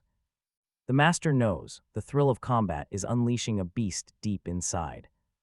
Park Jongnam, his eyes flaring with dark energy as a sinister grin spreads across his face, completely stunned by his opponent's wild, madman behavior. The air grows heavy with tension, and the boy feels the danger rising. As something completely insane is about to begin, this is going to hurt. Gajin watches his opponent's strange behavior, completely bewildered by the display. To him, he is just a ridiculous fool, yet the tension keeps building. His gaze locks onto that bamboo staff, ready to become a weapon that strikes with lethal, unavoidable precision. Shawnam, their absolute finest swordsman, drops into a combat stance, gripping the wood with absolute confidence. His arrogant smirk and icy calculation show he is in total control of this entire battlefield, but hearing the name of that legendary style sends shockwaves through the young man. This is no ordinary warrior standing here, but a master of the secret art of the 36 heavenly swords. A mad grin warps the boy's face, completely stripping away his humanity, leaving only a raw thirst for blood. In one swift motion, the heavenly demon discards the useless wood. The mop snaps, transforming into a deadly weapon and unleashing true power. Gajan begins spinning the pole at breakneck speed. Kicking up a massive whirlwind, his old master's teachings echo in his mind. Guiding every single strike, utterly stunned, his foe cannot fathom how. A mere brat could possess such overwhelming power. Gajan laughs louder, recalling everyone who ever underestimated him, ready to hand out the ultimate lesson. His fingers tighten around the staff in a deadly, completely unbreakable grip. Muscles tensing like steel cables, just one strike separates this moment from the absolute bloodbath he is about to unleash. Grinning like a maniac, Gajan raises his weapon, preparing to unleash the secret technique of the 36 heavenly swords, freezing his enemy with overwhelming confidence. The man stands completely paralyzed, his eyes wide with pure horror and confusion at how this pathetic kid could transform so instantly before his eyes. Cold sweat trickles down Park Jong-nam's temple as his nerves spike. This student just keeps shocking him. The old fighter's heart pounds wildly. He slides into his stance, feeling a thrill he forgot long ago. The taste of real danger makes his blood boil. Ominous silence descends. Up on the roof, a watching raven freezes. Both fighters hold still. They hold their breath, poised on the edge of a decisive clash. The silence shatters with the first lunge, sending the bird scattering skyward. Black feathers explode everywhere, signaling the start of an absolute bloodbath. There is no stopping this now. The training stick slices the air. The young man strikes with terrifying speed, whistling through the empty air. His movements form a blur of phantom blades, moving faster than sight. A falling feather drifts downward, sliced perfectly in half by sheer pressure. The true power of the 36 swords technique begins to wake up. Their faces twist as they let out a simultaneous, furious roar. Breaking his mental limits, the kid stops holding back his hidden power. He unleashes a blinding burst of raw energy that floods the rooftop. Their weapons collide like a clap of thunder, shaking the concrete below. Seriously, what started as a rooftop brawl is now a battle of legends. Total madness takes over. Their faces are contorted in pure, primal rage. Every last mental barrier is gone. There is no room left for doubt. As their weapons lock, the legendary 36 sword style manifests once more. No longer holding back, Gajan unleashes his pent-up fury onto his opponent. The surrounding air vibrates under the heavy, crushing pressure of his power. The end is near. Park Jong-nam's gaze freezes in absolute shock. He completely underestimated this kid, but there is absolutely no turning back now. The 36 swords technique is already in motion, flashing with blinding energy. Pure, raw power erupts outward, completely shattering the boundaries of reality. This ordinary rooftop has transformed into the epicenter of a divine storm. Heavy blows collide like thunder. This is no longer just a brawl. It has escalated into a battle capable of shattering the heavens themselves. Finally, the dust begins to settle, slowly revealing the absolute aftermath. The master stands defeated and disoriented, completely unable to fight back. But through the thick fog, a new, imposing silhouette suddenly emerges. A mysterious figure in a dark suit steps into the ruined area. He catches the boy's hand, instantly cutting off the deadly flow. The teacher freezes. He recognizes this man, a legendary phantom assassin. This single arrival changes the playing field. Fear grips our young hero. Desperate and out of breath, Gajan glares in pure rage at this uninvited guest. His body still crackles with wild lightning, demanding an immediate fight. But the suited warrior stands perfectly still, holding his unsheathed sword. Black raven feathers swirl around his cold, utterly expressionless face. Grim determination radiates from him. A supernatural red light flashes in his eyes. A crushing pressure builds up, warning of a truly devastating attack. This emotionless force now stands between the terrified teacher and the student. A massive whirlwind of thick white smoke begins raging all around them. Just three of them, a man in a sharp black suit blocks the teacher's path. He grabs the young man's wrist as ominous dark feathers swirl through the air around them. Unshakable, his stern face shows absolute, grim determination. The defender stays calm despite the raging whirlwind of energy. The old teacher freezes in sheer terror before these uninvited guests, asking if he is truly a ghostly assassin, suddenly realizing his terrifying identity. His gaze grows incredibly terrifying at the old man's question. A strange red light flashes in his eyes, hinting at some devastating otherworldly power. Enraged, Yajin won't back down.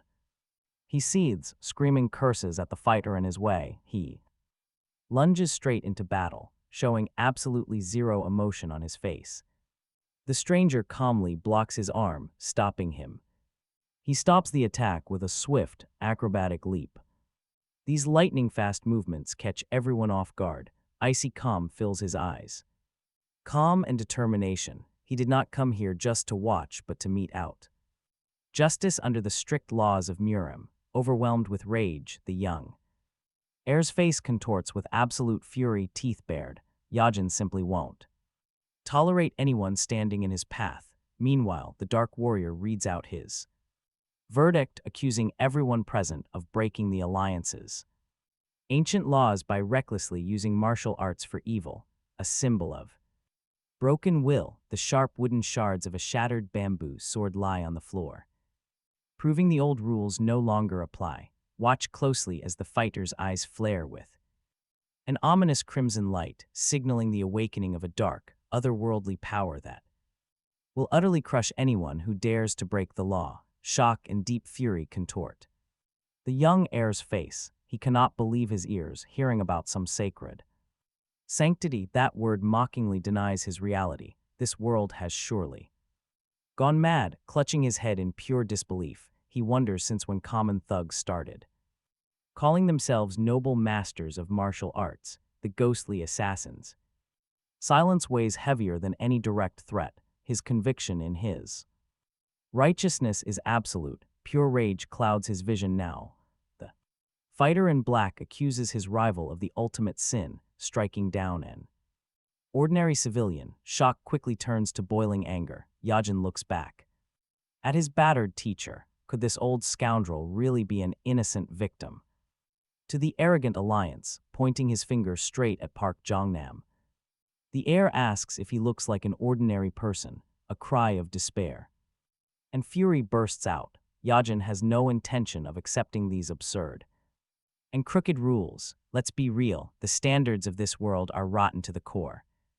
The heavenly demon sees only cowards hiding behind codes to justify their pathetic, despicable deeds. The voice of the law remains utterly cold. The alliance has already passed its verdict. In this world, there is no room for vigilante justice, even if it feels fair. His eyes flash crimson as true power awakens. The secret inspector asks with a threat in his voice if Yajin knows who the phantom killer is. The entire world is spinning. Yajin cannot comprehend why some minimum wage worker gets to dictate terms to him. Fear paralyses Park Jongnam. He finally realizes who this uninvited guest is. Standing before them is an absolute beast, showing everyone what true power looks like. His bold question leaves the phantom assassins completely speechless. No one has ever dared to speak to their leader with such disrespect. Their job is to keep chaotic martial arts masters in check. He alone maintains the balance, protecting the helpless. Now, the law of Murim lies with a ruthless executioner who shows no mercy. The legendary shield of Murim stands revealed to the world, in a sharp suit with his blade drawn, ready to hand out justice. The true Amenso begins his absolute judgment. There is nowhere left to run from his terrifying bloodlust.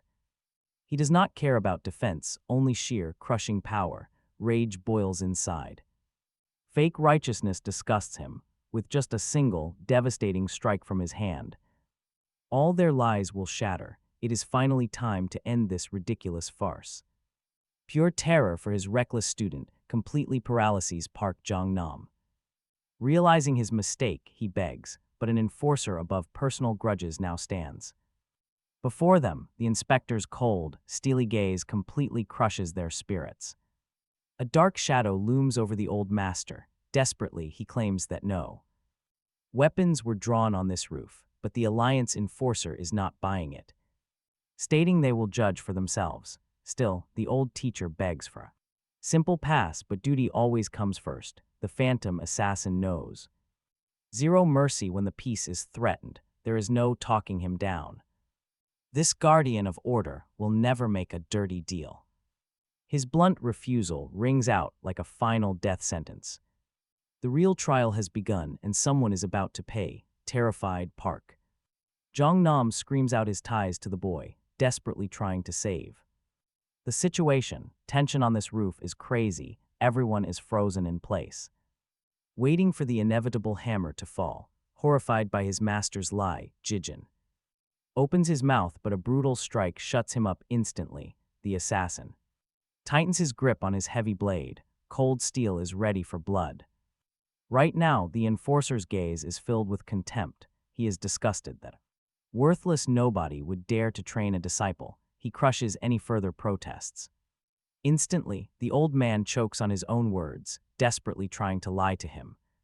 Suddenly, a massive hand clamps down on the heavenly demon's face. Those crimson eyes glow with terrifying, unbridled fury. His master's frantic excuses sound incredibly pathetic, blaming the kid's wild behavior on pure ignorance. Another desperate plea for mercy echoes out. Park Jong-nam begs for one tiny chance, pinning his rowdy student to the ground, but judgment is already set. The cold killer stands completely unmoved, ready to grind the kid to dust. The desperate teacher pleads that his boy is just a fragile young sprout. He knows exactly what brutal force the Alliance will drop on the boy's head. True terror grips his old heart. He understands that once the High Council gets wind of Jijin, they will label him a major threat and destroy him before he can grow. Completely broken, the old man looks up at the murim shield, taking all blame. He begs them not to let one stupid mistake ruin the kid's entire future, but the ghostly assassin just stands there, silent as a grave. That piercing gaze sends absolute shivers down the master's spine. The master frantically searches for some deeper meaning or destiny in their chance encounter. But any mention of fate only brings a mocking sneer from the Alliance member.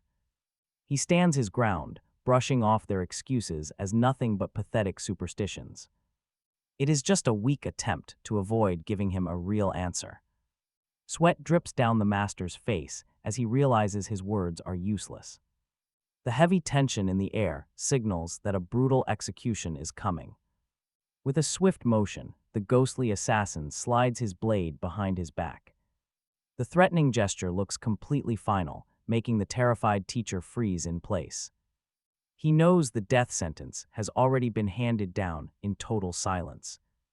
As the suited man turns to walk away, the master bows, muttering desperate thanks. Even with a shaking voice, the teacher firmly holds the boy back. He uses all his strength to stop the wild youth from causing more trouble. Even so, Mam's shield remembers the unsettling energy he sensed earlier this morning. While the furious boy bites his mentor's hands, the ghostly assassin observes them. He studies them, absolutely sure this defiant kid is the source of that power.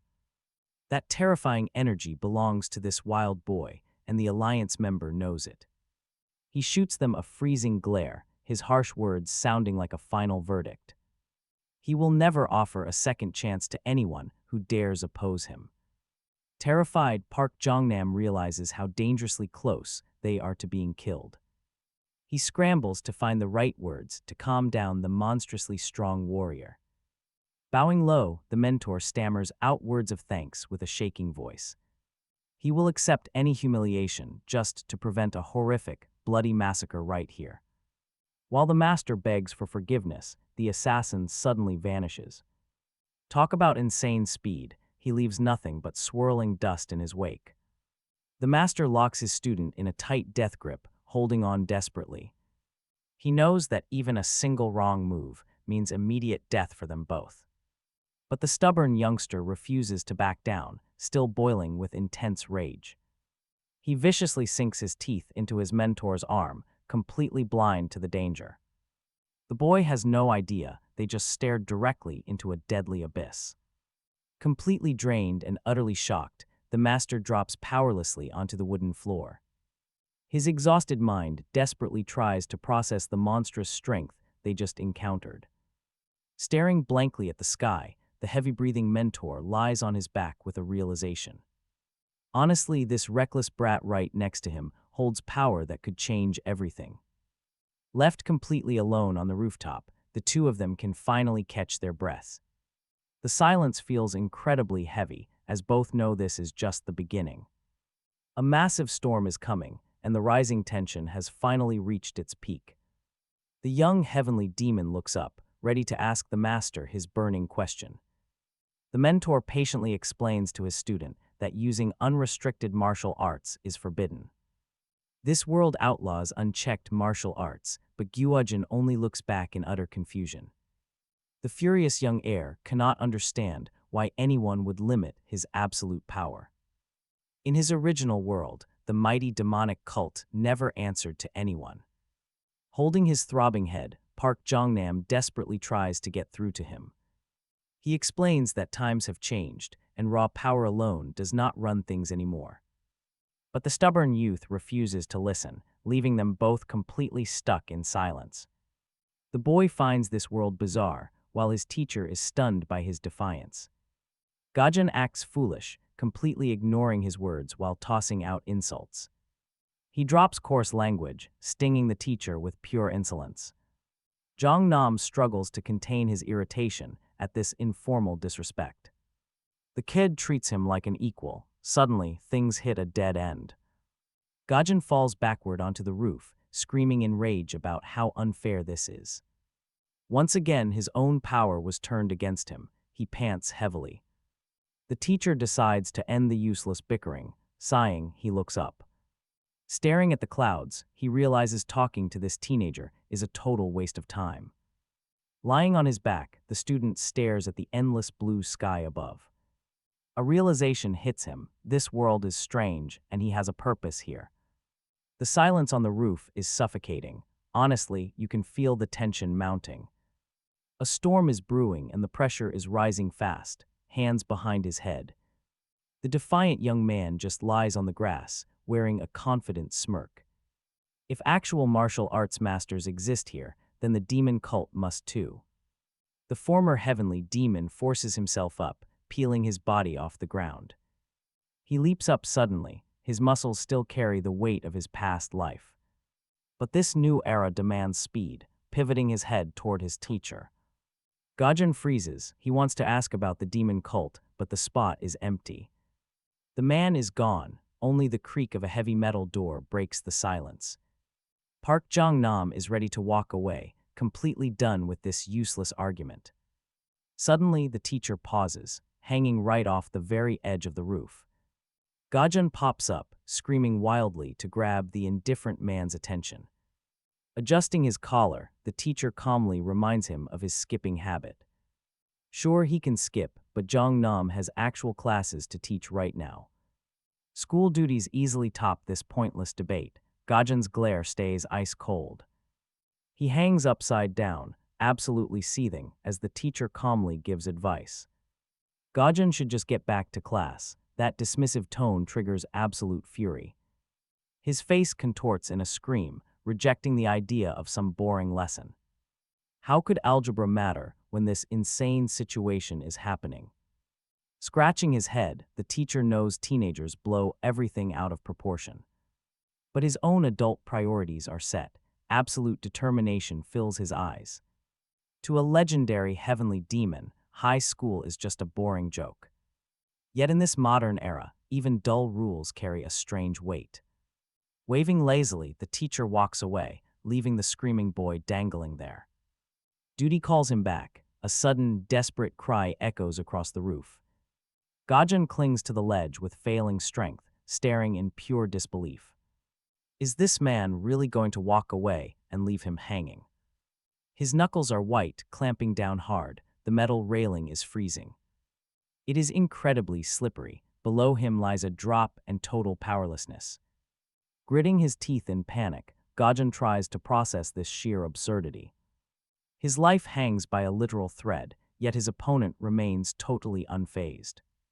The man is ice cold. Gajan kicks his legs helplessly in midair. He looks incredibly pathetic dangling against the wide blue sky. What a joke. The teacher just sighs heavily. Threats and screams mean absolutely nothing now. He has his own path to walk, and this kid is not stopping him. Dealing with tantrums was definitely not on his schedule. Fatigue was obvious. On Park Jong-nam's face, honestly, he was completely lost too. And wanted answers. Suddenly, a glowing system window flashed right before his eyes. This world's bizarre magic was showing off again, presenting a new quest he simply could not refuse. Total shock was written all over the teenager's face. The system always popped up at the worst moment, turning this crazy day into a literal survival ride. Watch closely. The view from the school rooftop looked peaceful, contrasting the heavy drama. Down below, this building hid the secrets of an ancient cult, reborn inside of a normal school delinquent. This seemingly ordinary student holds the power of an ancient master. His sharp, determined look shows that the great master's patience is wearing thin. Everyone nearby can feel his terrifying, heavy aura. Spilling out, the local bullies completely freeze, having absolutely no idea what kind of dark force has awakened. Gajan's eyes turn icy and sharp.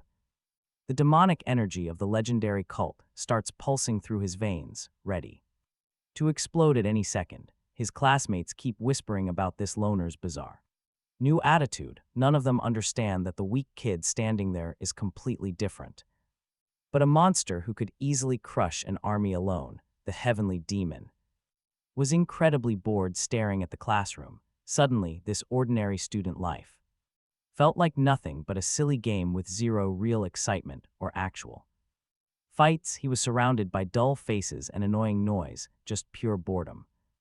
There was no running away now, so he accepted the dangerous challenge to survive and finish the mission from the scroll. Looking directly at the pink scroll, Gajan's eyes showed the wisdom of living for centuries. There was zero fear, only the sharp, cold calculation of a demon used to playing deadly games with destiny. The quest's glowing window floats in the air, but progress is stuck at 30%. The system is brutal, and to advance, this young guy must finish the active trial. Warm sunlight pours into the quiet school classroom.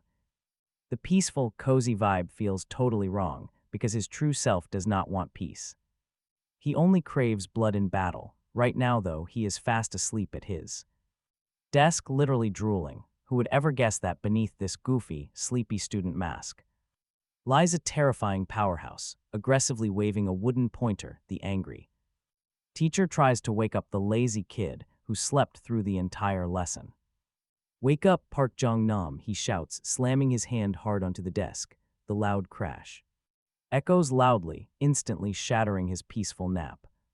It is finally time for them to talk. Snapping his head up, he looks as clueless and completely confused as possible, not knowing who dared to disturb his nap. A look of pure shock freezes on the teacher's face. He sees before him the exact same weird kid, even though he suspects some heavy power is hidden inside him. Muttering about sleeping like an absolute log, the boy rubs his face and accepts the rules of this new world, knowing his life is now about completing those scroll quests. Before their conversation, the kid seemed totally clumsy, but that goofy appearance is highly deceptive. He is shockingly precise and incredibly skilled in every single move.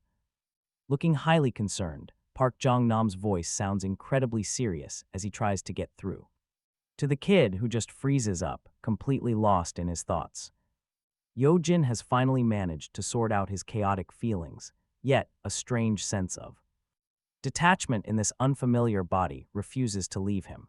The heavenly demon's cold gaze turns incredibly sharp and clear. He immediately begins analyzing the bizarre oddities of this new environment. Yo-jin uncovers a terrifying reality: the local magical laws completely lock away his past. The instant he tries to speak his name, the words literally dissolve into nothingness. He suddenly recalls his old cult leader's warnings. He was strictly forbidden from acting rashly, as his hidden power is far too dangerous for ordinary humans. Forcing himself to stay calm, the young heir realizes his ultimate priority is keeping his identity safe and hiding the absolute monster dwelling deep inside.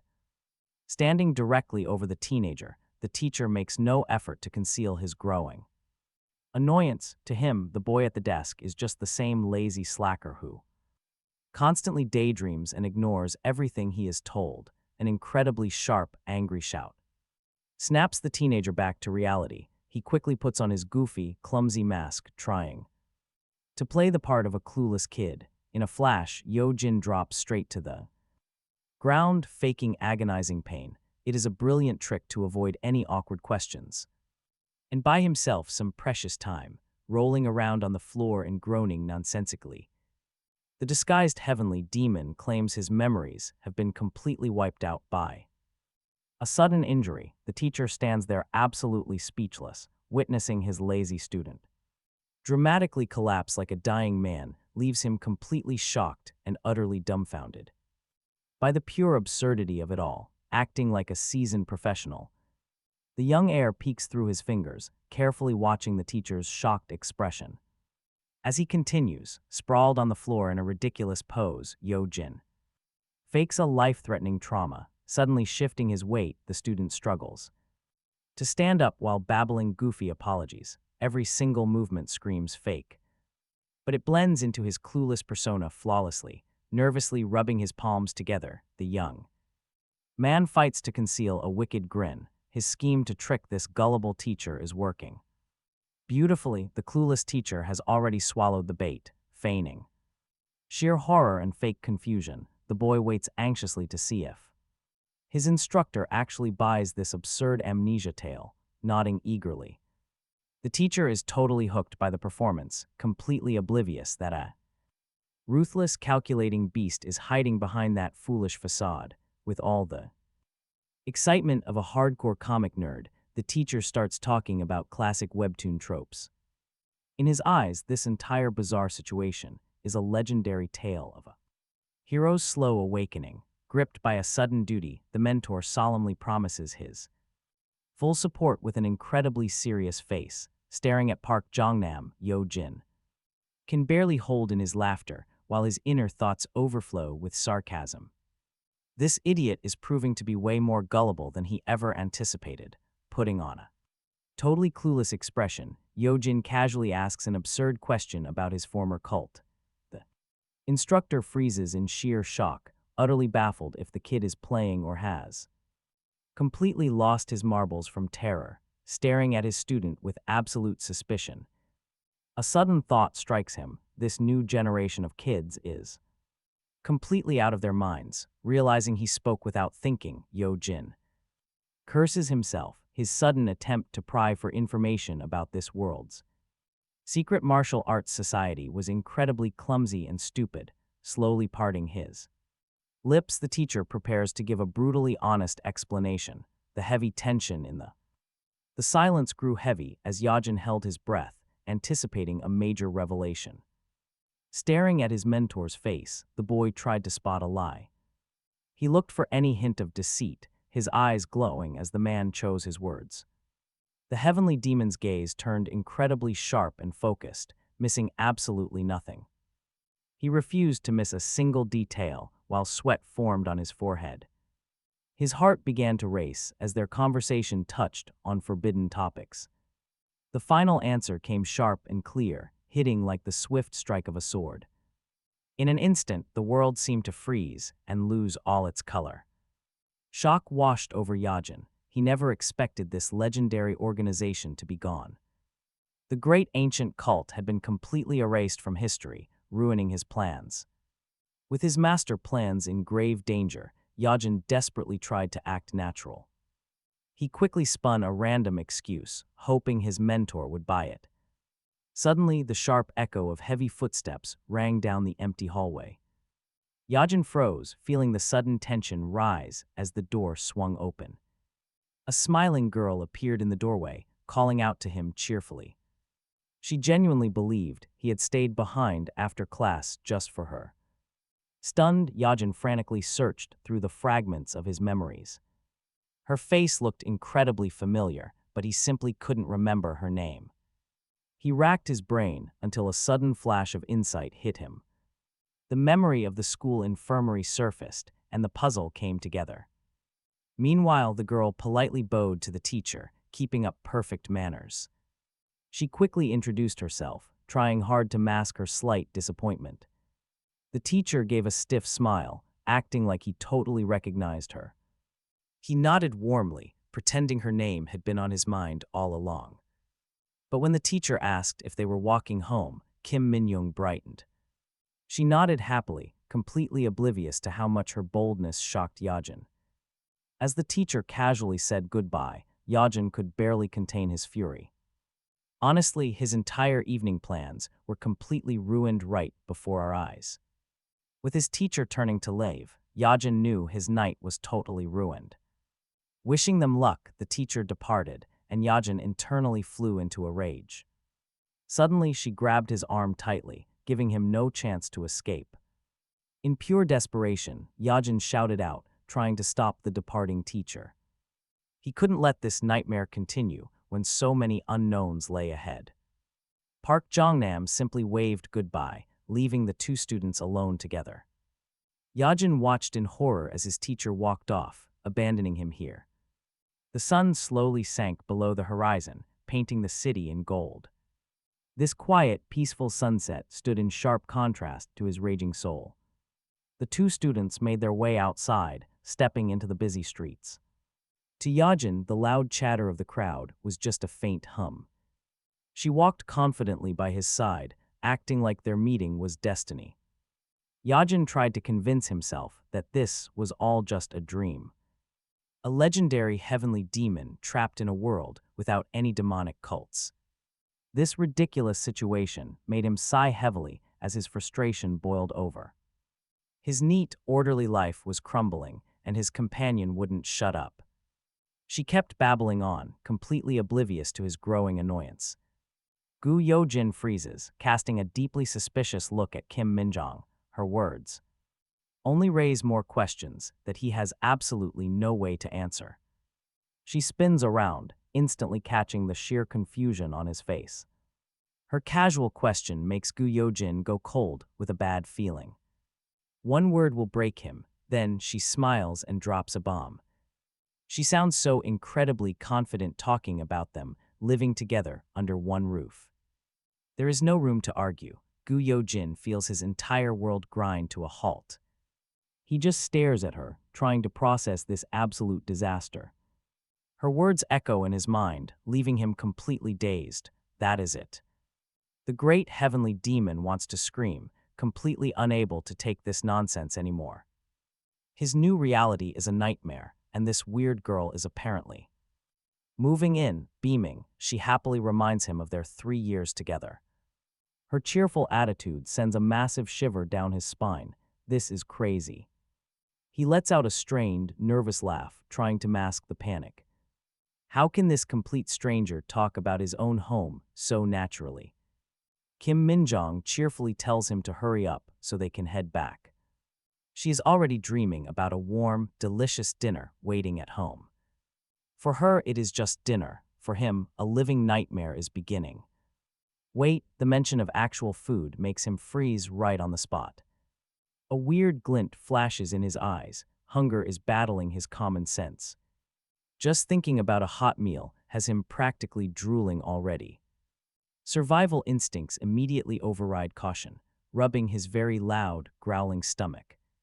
He decides to eat first and worry about this roommate situation later. A full belly is way more important than logic right now. The heavenly demon eagerly agrees to rush back. Step 1, get food. Step 2, think later. He is ready to sprint into the unknown. He takes a determined step forward, fully focused on his mission. But in an instant, his feet suddenly feel glued to the asphalt.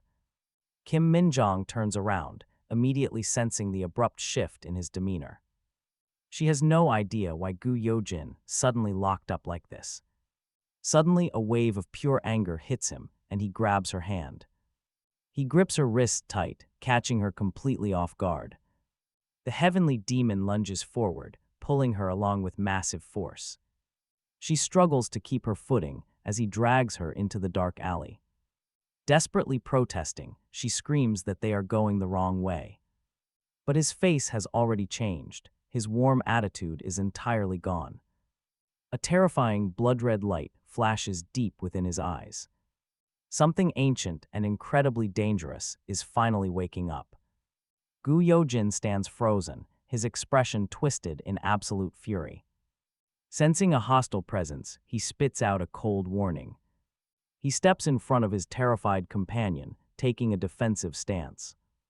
Around them, the creeping shadows in the alley begin to twitch and wriggle. They are trapped at a dead end under an ominous, blood-red sky. While she catches her breath, Gu Yojin glares into the darkness. He stands perfectly still, letting his killer instincts guide his next move. He stands in the shadows, cold and resolute. He knows there is no. Turning back, Kim Mjang looks anxiously at her changed friend. She does not recognize him anymore. What invisible threat could have made him freeze like this? Armed men silently watch the young students from the high rooftops and wires.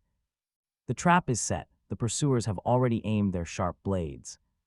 At these uninvited guests, one masked mercenary double-checks their target with doubt. He scrutinizes Gajan from above, preparing to give the order for a bloody massacre. This cold killer is utterly confident in his lethal instincts. He signals his allies, confirming he heard a highly suspicious noise. Showing the target is trapped in this dark city alley, smirking smugly, the pursuers realize the kid knows he is being followed, but he has made a fatal mistake, turning into a dead-end alley with no escape, glaring. Down with pure contempt, the leader admits the kid's maneuver was pretty good. Too bad luck is not on his side tonight. He calls him a scoundrel, but suddenly, the mercenary loses sight of his target entirely, looking down at the sleeping girl. He is overcome with rage and absolute confusion. Where could their main adversary have vanished without leaving a single trace? The enemies scan the empty courtyard, baffled. Did the kid really just abandon his defenseless companion behind and fled so shamefully in the heat of the chase? The order is barked to search every corner. They know Gajan is close, and force their men to scour the area before the trail goes cold. One mercenary whips around, sensing a sudden, chilling movement right behind him. The thought of an easy escape quickly gives way to alarm. Have the roles of hunter and prey been reversed? Oh, absolutely. Gajan's eyes flare with a terrifying smile. He is ready to unleash the demonic cults.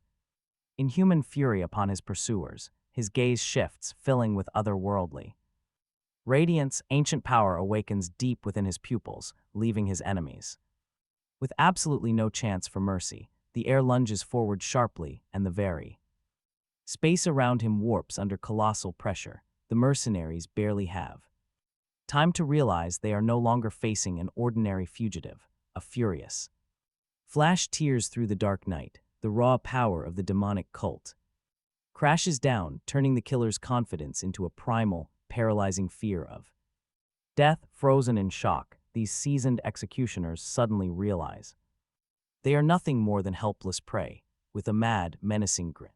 Under the blood moon, Gajan issues his challenge. The very boy they tried to destroy has returned to drown this city in their blood. Meanwhile, the schoolgirl is furious that he forgot the way to his own home. She scolds him, calling such memory loss the absolute peak of stupidity. She persistently urges the young man to speed up, looking back, expecting him to follow her as they walk down the dark, gloomy alleyway. Walking ahead with a slight smile on her face, Kim Mjang is completely oblivious to the shadow watching her. Gajan stares back with a strange, heavy feeling. He watches the innocent girl walk away, realizing her presence is becoming a major problem. This is it, the heavenly Demon knows he must make a ruthless choice right this second. Gajan decides too. He needs to act fast. Raising his hand over her neck, he plans to knock her out cold with a clean strike, keeping her out of the incoming battle. Sighing heavily, Gajan wonders how he will explain his actions later. Annoyance marks his face as his hand hangs frozen right after delivering the quick chop. Out of nowhere, a massive explosion rocks the narrow gap between the towering high-rises. Dense clouds of black smoke and dust instantly swallow the alley, hiding everything from view. In an instant, through the crumbling concrete walls, a masked assassin struggles to find his footing among the ruins, looking badly battered and dazed from the blast. Seizing his chance, Gajan makes an insane leap off the overhead wires, diving straight at the target, who only just notices the danger, incensed by the young kids. Bold moves, the mercenary snaps, screaming out a stream of curses. He lunges forward, aiming to intercept him midair. Our fighter streaks past a glowing billboard, moving too fast for the human eye to track. Heading straight for his target, confused, the masked mercenary frantically scans the area, unable to understand how his target vanished so fast, without leaving a single trace behind. Then, a sudden warning shout makes him look up. High above, framed by a crimson sky in a full moon, Gajan raises his lethal fist. The mercenary has 0 seconds to think before Gajan prepares to unleash his absolute, crushing power. Riding the gravity of his fall for a final blow, the young warrior's eyes burn blood-red as he channels massive energy right into his fist, ready to pulverize this arrogant enemy. Without losing a second, the heavenly demon lunges forward with a fierce roar. Seeing that this kid poses a lethal threat, the masked assassin prepares to strike back, attempting to intercept the falling apprentice midair and halt his crushing descent. Trying desperately to hold his ground, frozen in pure shock, the bastard never expected his target to suddenly turn back and launch such a reckless, direct assault. The atmosphere vibrates with pure energy as Gajan makes an insane leap, closing the distance and crashing down on his foes like a meteor. From above, shocked, raw terror fills the mercenary's eyes as she faces this absolute psycho who dared to take on a whole squad alone, landing effortlessly on the thin wires suspended between high-rises. Balancing perfectly, Gajan stares at his pursuers like a hungry predator eyeing his prey. He throws down a cold challenge, standing right in the face of danger. His calm, unshakable composure deeply terrifies the mercenaries more than any deadly weapon. A dark, twisted grin spreads across Gajan's face. He completely savors this, feeling the raw thirst for blood boil inside him as he enjoys his absolute superiority over them. Sensing the immense danger, the girl frantically begs to retreat right now. With a shaking voice, she knows this monster is way beyond their leg right now, but her partner stands completely dumbfounded by her words, still struggling to grasp how everything went completely sideways in seconds. Completely losing his cool, the masked leader snaps at his female partner. He refuses to accept that some brat just forced their elite squad to run. It is an absolute disgrace to abandon their mission like cowards. A cold smirk plays across Gu Yojun's lips. He absolutely loves this. The adrenaline is pumping, and he knows he holds all the cards. The masked assassin barks a harsh insult, calling his partner a weakling. But he is completely blind to the terrifying shadow creeping up behind him. A real predator is closing in. He can only gasp for air. Leaning heavily against the stone, the injured man tightly grips his weapon.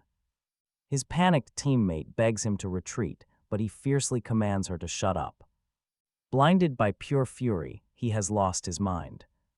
Watching him closely, she realizes he has completely snapped under the pressure. Beneath that dark mask, his eyes flare with a murderous intensity. There is no reasoning with him now. He will not run from a kid. Shaking off the excruciating pain, the elite mercenary pushes himself up. He plays it off, pretending he only slipped up for a second. But his erratic breathing says otherwise. The man is absolutely boiling with fury. He glares at Gu Yo-jun, throwing out insults while a chaotic light flashes. To a killer like him, dying is better than living with disgrace. His face flushes red under the fabric, veins bulging on his forehead. He roars out a desperate command that leaves absolutely no room for negotiation. He demands they draw their steel and prepare for combat. The girl stands frozen in utter disbelief. He is losing his mind. And honestly, you can almost feel the dread as that massive shadow creeps closer. His commands sound incredibly desperate now, just a sad attempt to save face.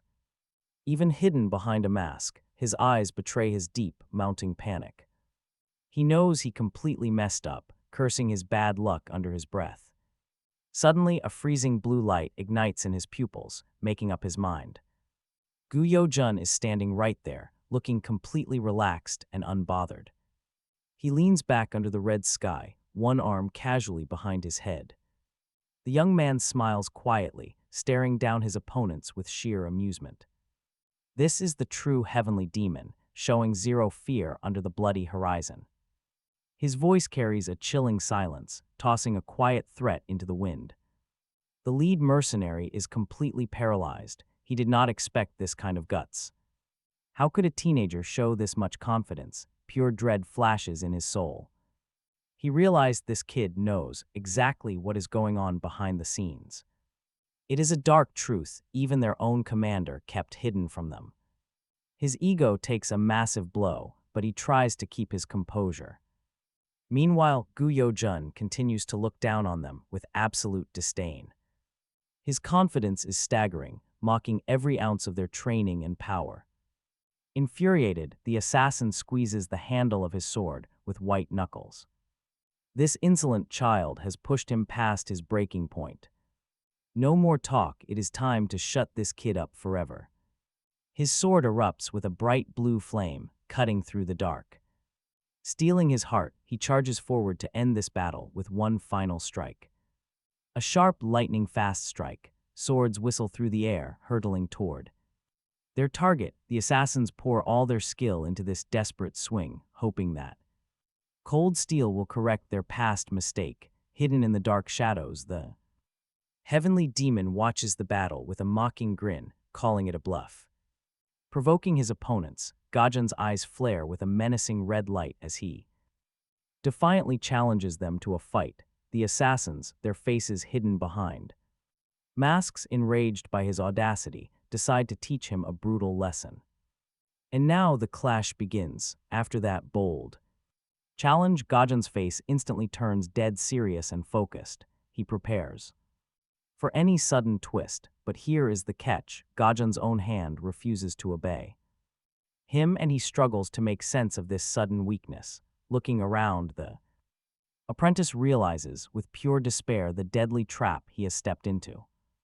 Ignoring the heavenly demon's warning, the masked swordsman approaches with cold composure, getting ready to deliver a fatal blow. Knowing his life hangs by thread, the boy desperately calls out one last time to the demonic power sleeping inside him, begging for help, but Gajun's silent cry goes completely unanswered. Even as he keeps mocking the assassins, his eyes betray a deep, maddening desperation. Without any hesitation, the scoundrels rush forward, planning a deadly attack he is absolutely not prepared to face. Taking the first step, the leading masked mercenary's gaze is filled with cold determination as he starts to wear down his target. The ruthless pursuer's face contorts into a truly terrifying grimace. With a wild gleam in his eyes, he screams, making it clear that mercy is not an option here. Turning around, the masked warrior responds to Gajun's daring words with a mocking sneer, fully confident in his absolute superiority. He views Gajun as a complete nobody who only knows how to bark. The tension between them skyrockets. Gajun tries to stay calm, but the man catches on to every tiny detail. Panic begins to take hold of the young heir. Knowing how sharp his enemy is, he furiously waits for his dark power to awaken. Sensing the perfect opening, the deadly assassin raises his blade to finish him. This powerful warrior looms over the youth, ready to end his life with one sharp and swift downward strike. The lethal steel slices fiercely through the cold air, missing him by mere millimeters. Gajan miraculously dodges the first strike, fully aware that the next lunge could be his last. The enemy easily spots Gajan's fatigue. His eyes glow with a heavy thirst for blood.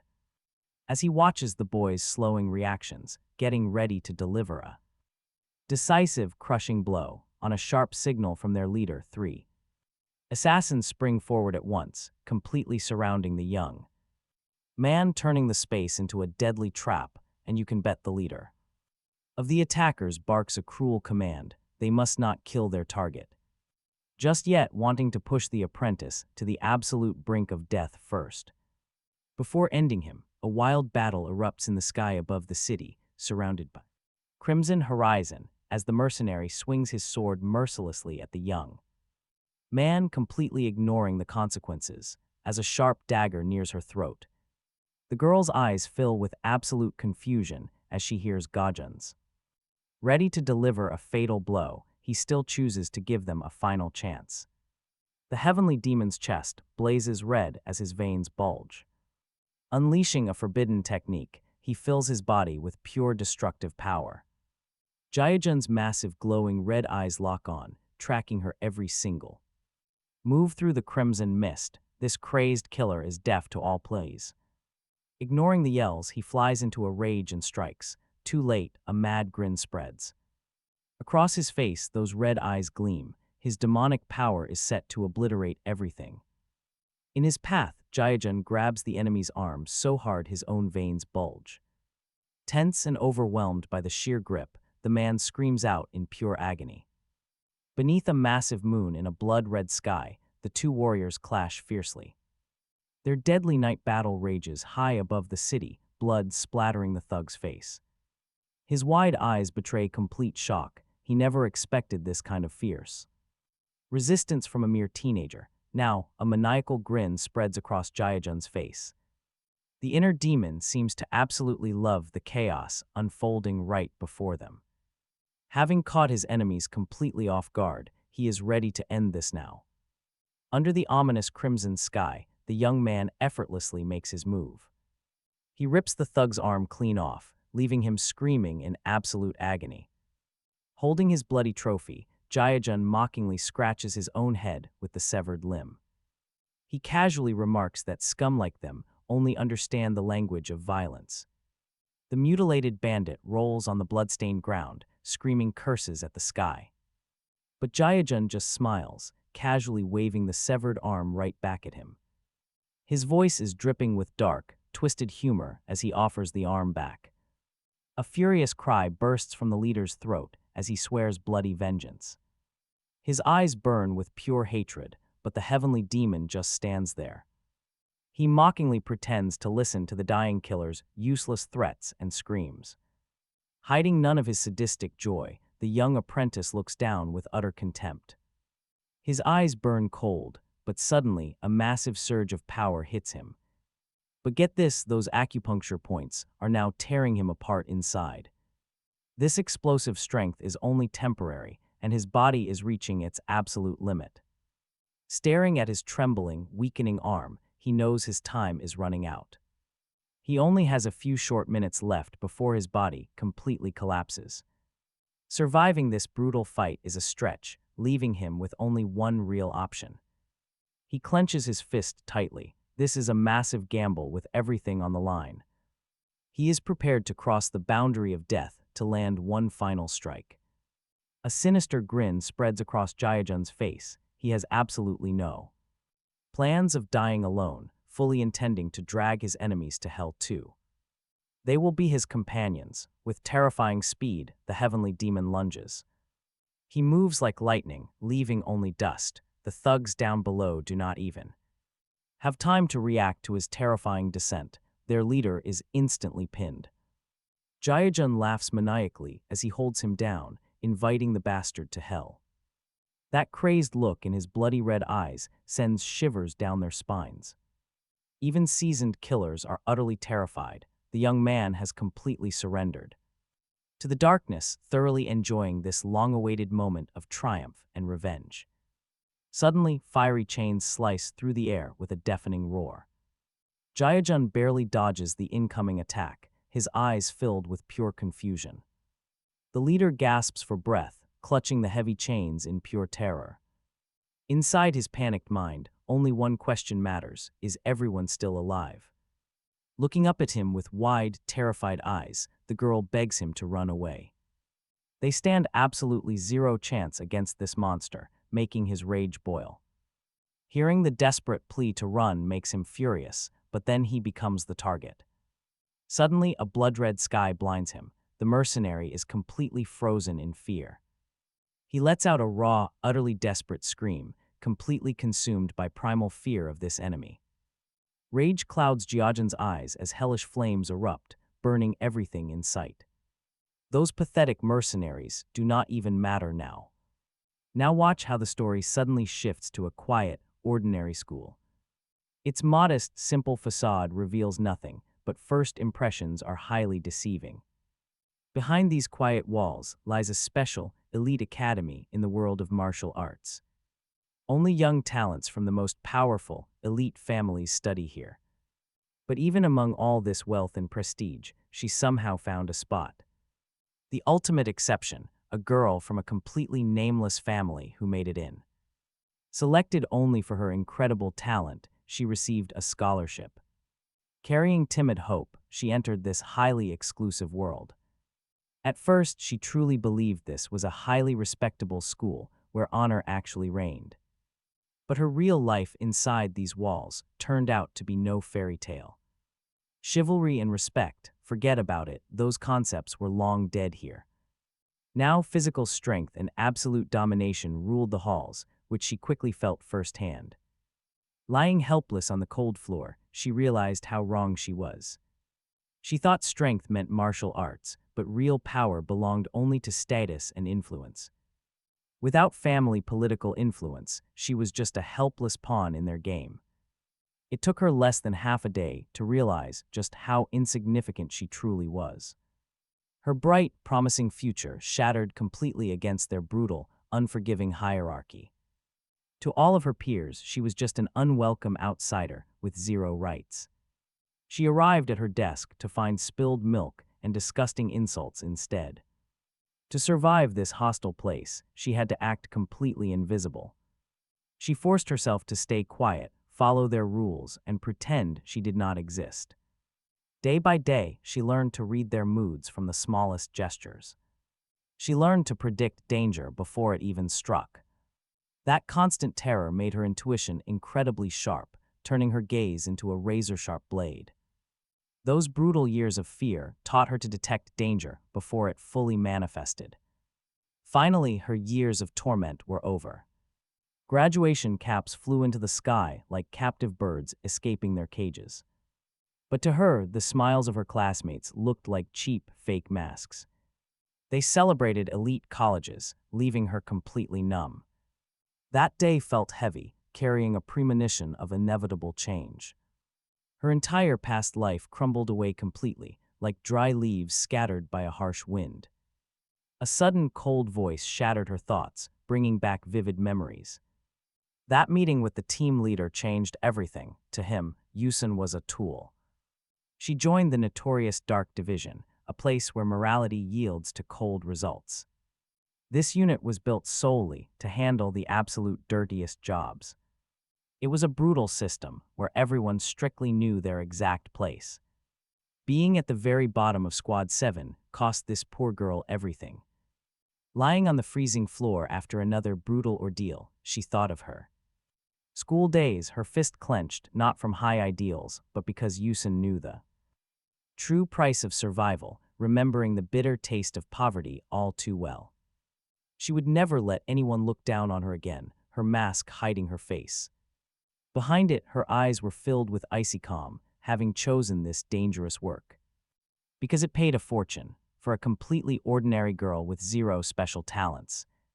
This lethal job was a true gift from fate. Yusun's dark past was defined by humiliation and poverty, remembering when she had to dig through filthy garbage cans just to find something of value, her lonely, somber shape standing against the fresh bloodstains showed how willing she was to accept any filthy task, anything at all to break free from this endless cycle. Her only motivation was her younger siblings, whose bright smiles and carefree dreams kept her going. At first, working for Squad 7 seemed like a normal job, but reality quickly turned out to be far more terrifying. Was the blood money actually worth risking her life? Yusin fell to her knees, staring at the bloody sword as terror fought her resolve. She knew that running away meant returning to that life of trash. Suddenly, he stepped forward, a genuine monster with a crazed grin and glowing red eyes that burned with battle lust, his terrifying aura making her shake in absolute fear. This man was no ordinary warrior. She watched his sharp, predatory eyes locked directly onto his next target, containing absolutely zero warmth or basic human sympathy. With one effortless slash of his blood-drenched arm, he sealed the grim fate of all his enemies. Yusin watched from the deep shadows of the alley, feeling the cold air grow heavy with the thick stench of blood. Frozen in terror, she could not tear her eyes away from the slaughter. Her heart hammered frantically against her ribs as silence finally swallowed the screams. The young monster's quiet, menacing voice cut the quiet. He looked right at her, the sole survivor trying to hold her ground. The fresh blood on Yajin's skin looked like a natural, savage ornament. He was in no rush to kill her. Instead, he wanted to savor this moment of supreme, terrifying power. The demon prince offered her a deal. If she decided to run and save herself, he would let her go, but there was a dark catch. Every single one of her comrades would be brutally butchered and executed instead. He then laid out his second option, which sounded like pure, twisted mockery. With effortless, freezing calm, Yajin told her to stand up and kill him. Yusin sat completely numb, sheer terror reflecting the chaotic panic in her soul. She simply could not process being forced to make such a monstrous choice. Coated in dark blood, Yajin stood proudly against the crimson sky, looking like a literal demon with eyes that burned with a terrifying fire. A cold, victorious grin was plastered on his face, entirely paralyzing poor Yusin. She slumped among the corpses of her squad, feeling the freezing alleyway chill seep straight into her bones, as if time itself had completely ground to a halt. Clinging to a tiny speck of hope to buy time, she prayed for help. But the young monster instantly shattered that dream, stepping right up to her face. He calmly tells her to stop struggling in vain, since the situation won't change. No matter who comes to help, nothing can save her from this nightmare. Cold sweat breaks out on Yoyun's forehead as her pupils shrink in panic. She realizes she is facing a literal monster, not just another human warrior. Despair completely clouds her vision as she frantically struggles to stay calm. She tries to comprehend what is happening while this beast stands over her. His massive frame looms before her like an unstoppable stone wall. Yoyun feels like a helpless insect about to be crushed under his foot. With a cold, indifferent sigh, he shows absolute contempt for her. He has zero concern for her life as Yujum slowly turns his back. His face is covered in fresh blood, showing only deep disappointment. The eerie crimson glow makes him look like a true monster. His mocking words ring in Yoyun's mind, sending her into a deeper panic. Her eyes plead for mercy, but death is staring right back at her. Looking into those bloodshot eyes, she can already see her tragic end. Screaming desperately for him to stop, she clings to any small hope. She tries to bargain for time, but sheer terror paralyzes her mind. A tiny part of her still hopes her squad will arrive to save her. But deep down, every fiber of her being knows the bitter truth. Yujum reaches out, his eyes turning cold and ruthless once more. He gave her time to think, just to savor her complete despair. Behind her mask, it is not just fear, she is staring right at her demise. He stands directly over her, looking exactly like death itself.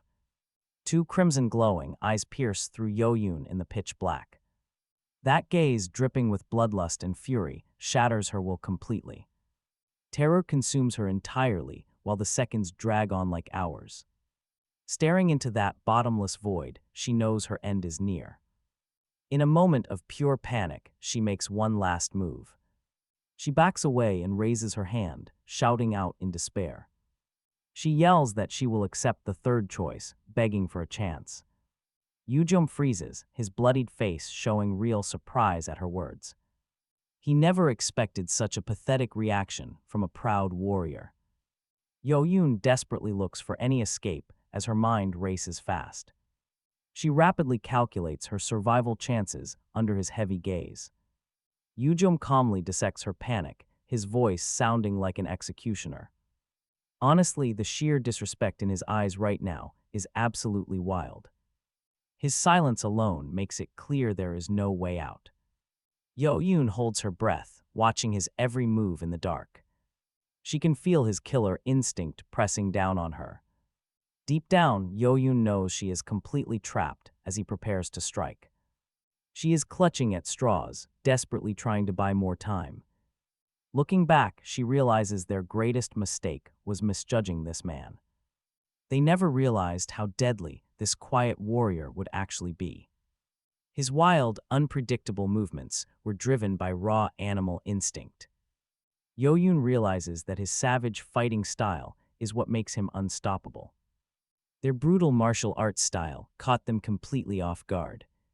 Standing right before the monster, Yusun sees the unmistakable glimmers of demonic power. She realizes this is no mere street thug, but something incredibly dark. Desperate for a way out, Yusun remembers her monthly energy pills. These pills boost inner energy, offering a highly risky shot at survival. She pulls them out, praying this desperate gamble will let her escape. But Yajin just smirks, instantly seeing right through her little plan. This pathetic, last-ditch attempt only seems to amuse the monster. Yajin effortlessly snatches the medicine right out of the mercenary's hands. He mockingly counts them, making Yusun realize she cannot trick this beast. He looks down at the cheap offering with nothing but utter boredom. Shifting his gaze back to her, Yajin lets out a mocking, sharp static buzz. It sounds like a failing signal, instantly shattering her remaining hope. Yajin stares with pure derision, making it clear she never stood a chance. With deep contempt, he declares these low-grade pills are completely worthless. Yusun freezes, tracking his every move. His unblinking stare promises nothing but doom. And just like that, the monster swings. This is the end. Wait, she screams, desperately clutching the air to gather her thoughts. Her face twists in sheer despair as death looms. With her eyes shut tight, she desperately begs him to listen. She swears to make these cheap pills work by any means necessary. Yajin stands like a silent shadow.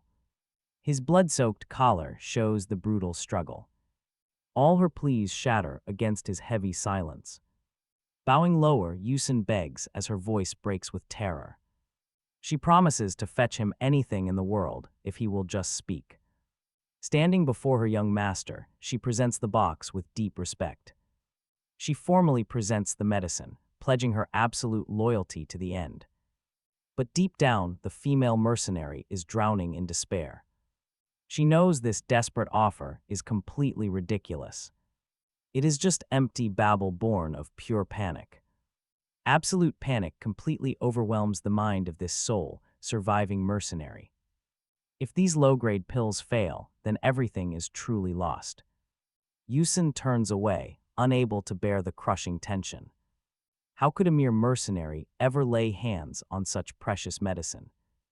Yusun's legs tremble violently as sheer fear paralyses her. She knows she cannot just run away and leave everything behind. Her hand slowly reaches for the sword on the ground. It is a final, desperate attempt at resistance against inevitable doom. A sudden, unexpected memory flashes through her mind in this dark moment. A happy recollection of her siblings contrasts sharply with her grim reality. Realizing what she stands to lose only intensifies her overwhelming terror. Yusun grips the hilt tightly, staring down at the weapon. She whispers to herself that she must survive for them. Clutching her face, she struggled to find any inner strength. It had to end today, she was absolutely certain of it. Despair shook her. Right where it began, she had to choose. Her gaze suddenly hardened. The mercenary was ready to fight. It was time to show the bravery she always dreamed of. Yusun screamed. She was completely ready to die as a hero. A fierce shriek burst from her lips. She challenged her enemy. She urged him to attack, then ran, but he didn't pursue. Instead, he cowered in fear like a teenager. No attack came. She was frozen in shock. The mercenary expected a brutal battle. Instead, his bizarre behavior caught her completely off guard for a moment. Chewing on bitter grass, Gajan desperately tried to regain his strength. Then he realized his mistake. He had forgotten something incredibly important. A massive oversight right in the middle of a deadly confrontation. The masked girl froze in confusion. Her opponent just stood there. Then he spoke. He uttered a single mysterious number, 3. A maniacal grin spread across his bloodied face, confirming her worst fears. His terrifying look contrasted with his absurd posture. It was pure madness. In his hands, a rare purple flower glowed, pure magic pulsed.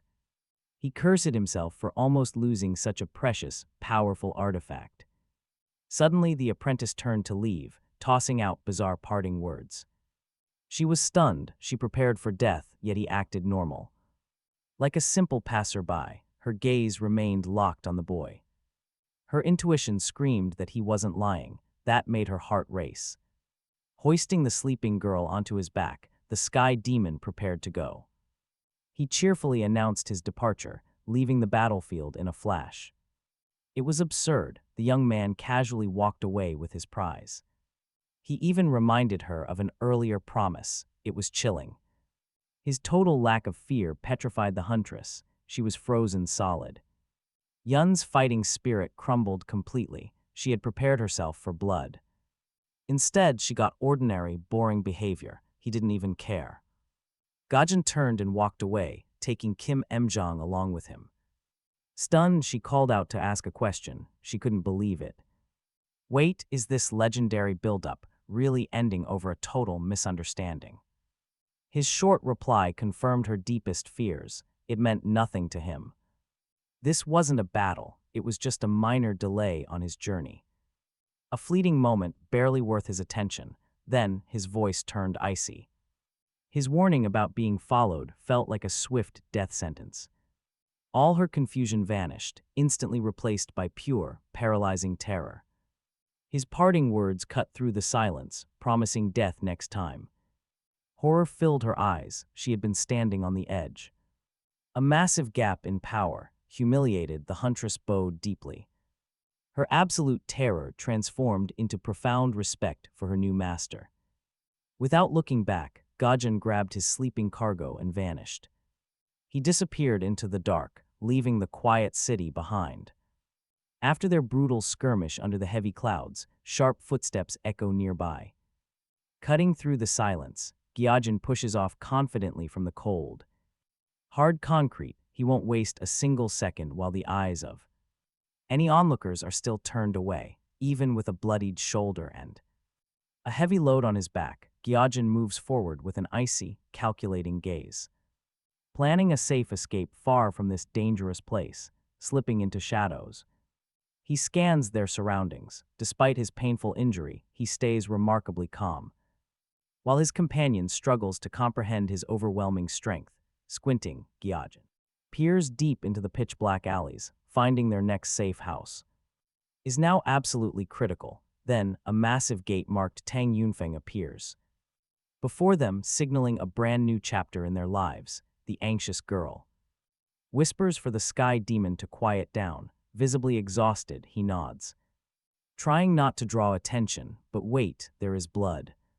On his jacket, Kim Emjong panics, but Gyajin answers with total composure despite the danger. Peering cautiously around the corner, the pair Freeze solid in the shadows, Kim Em-jong gasps, totally horrified.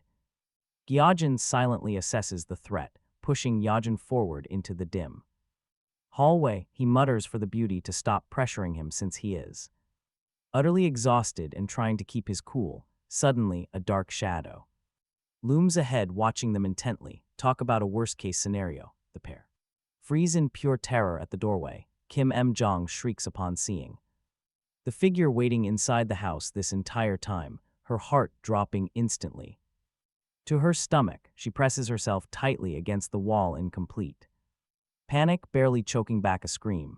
Their secret return has officially and utterly failed. Gyojin tries to stay calm under the father's icy, razor-sharp gaze, piercing right through them. He coldly demands to know why they are late, giving them no room to explain. Terrified and stuttering, Kim Em-jong invents a ridiculous story about detention and late study sessions. She desperately tries to hide her shaking voice, hoping he actually buys the lie. The man glares at his daughter, searching her face for any signs of deception. His expression remains terrifyingly cold. A forced, nervous smile plasters itself across his daughter's face. She desperately pretends that everything is completely under control, even as cold sweat pours down her neck. Then, a sudden shift.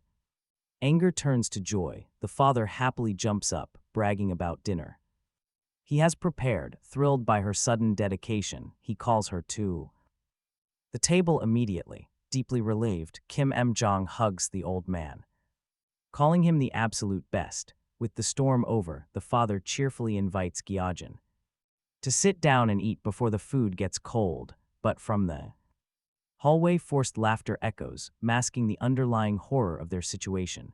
Standing off to the side, hiding his blood-stained clothes, the heavenly demon is completely disgusted by this ridiculous comedy, yet something far darker and dangerous waits for them ahead. Gyojin's cold, sharp eyes take in the absolute absurdity of this whole setup. It looks completely ridiculous. Remnants of their intense battle still stain his clothes. Gyojin looks around, trying to understand where he is, realizing the room looks exactly like a traditional bathhouse. Spotting a sink, Gyojin gets totally dazed. He stares at the faucet. Pure irritation washes over him. What is this thing? A sudden blast of water makes him jump, spiking his anger even more.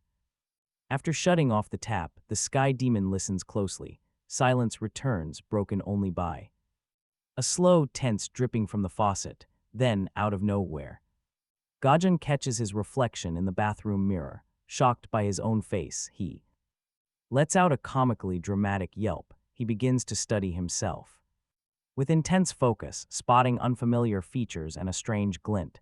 Disbelief is written all over his face. He is utterly baffled, unable to recognize his own face. Talk about bizarre.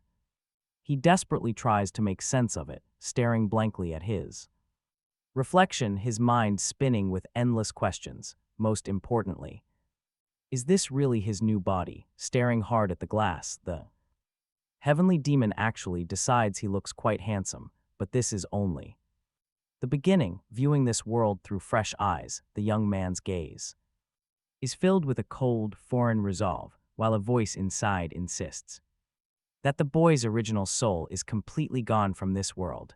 In the reflection, he sees the mighty Gyojin, not some weak kid. The shadow of his past self falls over him, clouding his reality. Gentle patter of rain on the tiles breaks the silence. The sky demon hates being inside this place, desperate to wash away the cloying feel of another person's presence. Stains on his clothes remind him of the recent nightmare. Gyojin hurriedly strips off his clothes, desperate to wash away the traces of what happened and reclaim absolute control of his physical body. In the mirror, a scrawny, emaciated frame appears. The air sneers in disgust, unable to accept this weakness. This pathetic form is a total insult to his soul. With absolute disgust, the young demon examines his ribs. How can anyone be this fragile? To him, strength is everything. This body only brings bitter rage and deep shame. Standing in the middle of the bathroom, he realizes that to reclaim his pride, he needs brutal, relentless training. His body must become pure steel or he is nothing. Then the hot shower hits him with unexpected delight. This modern technology is basically a miracle. Gajan instantly forgets his worries, letting the warmth wash over him. The ancient lord remembers heating water in giant cauldrons, but now things are completely different. Thick steam fills the room, and reality throws him a massive curveball. A girl suddenly shrieks, instantly snapping him straight out of his peaceful trance. The heavenly demon is hit with sheer shock and rage as his solitude is brutally shattered. An enraged man bursts in, shouting at him to get the hell out. Gajan is completely blindsided by this sudden, noisy intrusion into his peace. Meanwhile, the homeowner freezes in absolute terror, instantly mistaking the boy for a common thief. The tension reaches a boiling point as the girl spots him half naked, but the demon's gaze sharpens. His eyes glow with a terrifying, ancient light. After all, he is used to the deadly battles and immense power of his past life. Distant inside, tension within the cramped walls of this tiny apartment. A clash between two utterly different worlds is decided. Meditation starts now. A powerful energy swirls around the legendary heavenly demon. Dark secrets of long-forgotten martial arts awaken. His face shows absolute calm. He closes his eyes, trying to suppress the storm raging within and restore the balance of power in this unfamiliar world. A sharp spike of pain and anger forces him to leap to his feet. Gajan does not understand the rules of this modern world and reacts with sheer fury to any violation of his personal space. The young man collapses exhausted onto the bed, struggling to accept his reality. His body still aches with memories of brutal past battles, but a soft mattress is a luxury that is hard to accept. Sprawled on the mattress, the young heir stares at his hands under the glow of a simple desk lamp. This world feels incredibly artificial, and yet at the same time so unbelievably comfortable. In this quiet moment, he remembers a recent chat with Park Jong-nam about the legendary demon cult. A cold sense of dread creeps in. His teacher understands absolutely nothing. Confused and rigid, Gajan freezes, unable to process his teacher's shocking words. In this strange modern era, everything is different. There is no demonic cult. Here he is entirely alone. Lying back, Gajan raises a heavy hand to shield his eyes from the piercing light. A sinister red gleam in his eyes betrays his true monstrous nature as he tries to force his immense power into this fragile new body. A mysterious scroll flashes in the reflection of his pupil, a reminder that even in this world, a grim fate still watches. Right then, a glowing phantom scroll unfolds before his eyes. The final quest beckons with a promise of absolute freedom, demanding he touch the glowing seal.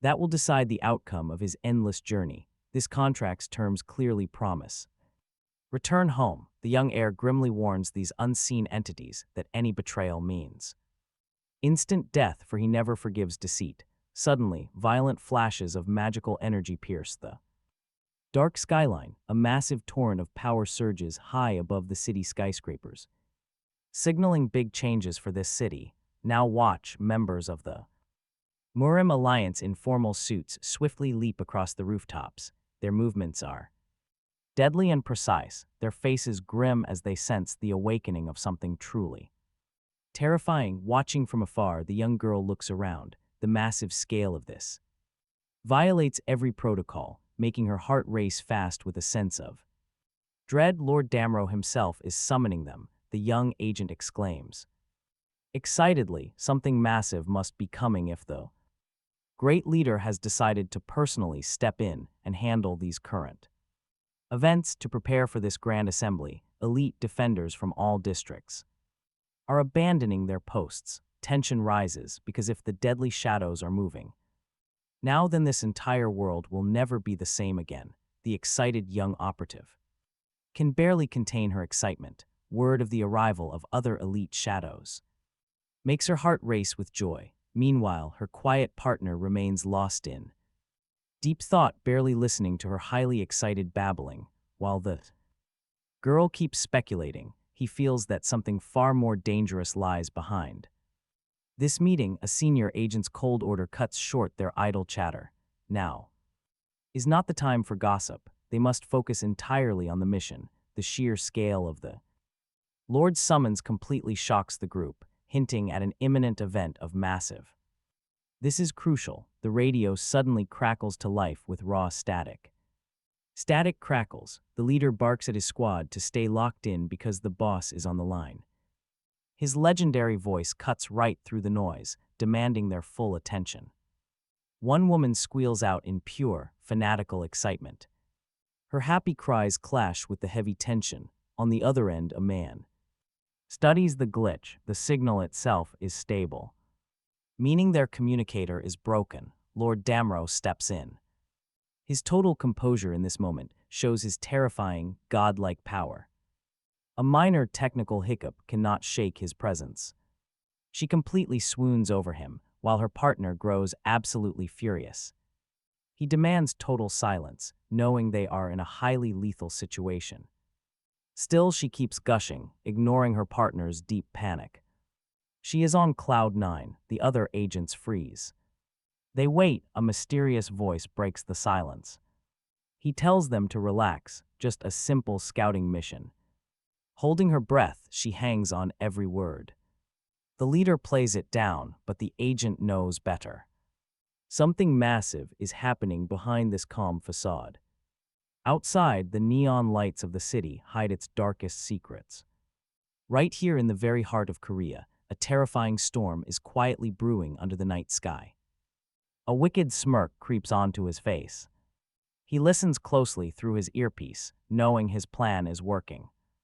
Everything is falling into place. Now, prepare for total chaos. Jiajin carefully pieces the clues together, completely unaware. He does not know shadow assassins have found traces of forbidden demonic arts. A majestic building of glass and steel towers over the busy avenue. Inside this modern fortress, cold decisions are made that will shape the fates of millions of people. Yongho, the seventh team leader, stands at the security desk. He is highly accustomed to carrying heavy responsibilities. The lift numbers flicker, counting down his ascent into the unknown. A sharp metallic chime rings out, signaling the start of a dangerous game. A worker politely greets the boss on his way up. This everyday courtesy contrasts sharply with the thick tension. Finally, the elevator halts on the 15th floor, and the heavy doors slowly slide open. He steps right into the eye of the storm. A man in a sharp suit stands like a statue. He stands there like a statue, waiting patiently for the heavy wooden doors to swing open. He adjusts his tie, showing his quiet resolve. A heavy fist knocks firmly on the wooden door, breaking the silence. It sounds like a challenge thrown to fate. Jung-ho bows deeply, showing total respect, though his eyes reveal deep exhaustion. He is prepared for absolutely anything. Inside, a seated man looks up from his files, stopping his reading. He silently waits to hear what brought his guest here. Guilt and fear fill his face. The seventh squad leader stood there, struggling to find the courage to report their total failure. Admitting his mission was a complete disaster. The chief's glasses glinted coldly under the office lights. "Go on," the chief commanded quietly. Just those two short words made his subordinate flinch. A heavy, suffocating silence immediately filled the entire room. Both men knew what was at stake here. This single conversation would change everything, yet neither of them dared to speak first. Chanho kept his eyes glued to the bookshelves, desperately remaining silent. He needed a moment to process the disaster and somehow find a way out of this trap. But as he began explaining who his team had actually run into, Chanho recalled the target's predatory smile, the wild fire burning deep in those eyes. That monster possessed a terrifying power, ready to explode at any moment. Now cold sweat trickled down the squad leader's face as he struggled to speak. He needed the right words for this awful report, clenching his fists to stay upright. Trying desperately to hide his trembling, his clenched hands betrayed his sheer panic. He felt completely helpless against the storm that was about to hit them. Chanho's voice sounded hollow as he described that fateful encounter. Running into that demon turned a routine patrol into an absolute bloodbath. The horrific details of the aftermath flashed through his mind. Most of his fighters were hospitalized for months, and one had even lost an arm. The price of that clash was simply too high. The boss quietly studied the papers. Adjusting his glasses, his absolute calmness was far more terrifying than any scream. He immediately realized that the 7th squad was completely broken and useless now. Frozen with fear, Chanho caught his superior's icy, judgmental stare. The air in the office grew incredibly thick and heavy. Talk about an absolute disaster. Sighing heavily, the boss rubbed his nose. He was deeply irritated by this pathetic display of incompetence. Chanho was acting like a terrified child. Puzzled, the boss stared at him. He demanded to know how elite professionals could make such basic, amateur mistakes. Nothing about this routine mission should have gone this horribly wrong. Then came the real accusation: the team leader had abandoned his men. Breaking the chain of command was a sin punished far worse than failure. A dangerous, cold light flashed behind the boss's glasses. His harsh reminder of the company rules sounded exactly like a death sentence. There was no escape now. Frozen in absolute shock, Chanho stood paralyzed. He couldn't even hide the trembling in his voice before this overwhelming man. The chief's mere presence crushed Chanho's will and made his heart pound. In that luxurious office, the chief calmly suggested covering up the whole disaster. He dismissed the tragedy as a minor detail that shouldn't hurt company reputation. Swallowing his fear, Chanho realized he was being forced into a massive lie. He was an accomplice now, but direct orders from the top were non-negotiable. The thick, heavy folder containing the fake report thudded onto the desk. The official lie was officially sealed on paper. Chanho looked at his boss. He was filled with horror, utterly terrified by his boss's cold calculation. It was somehow worse than the bloody disaster itself. The chief stared back. His icy voice sounded like a final verdict, demanding total obedience.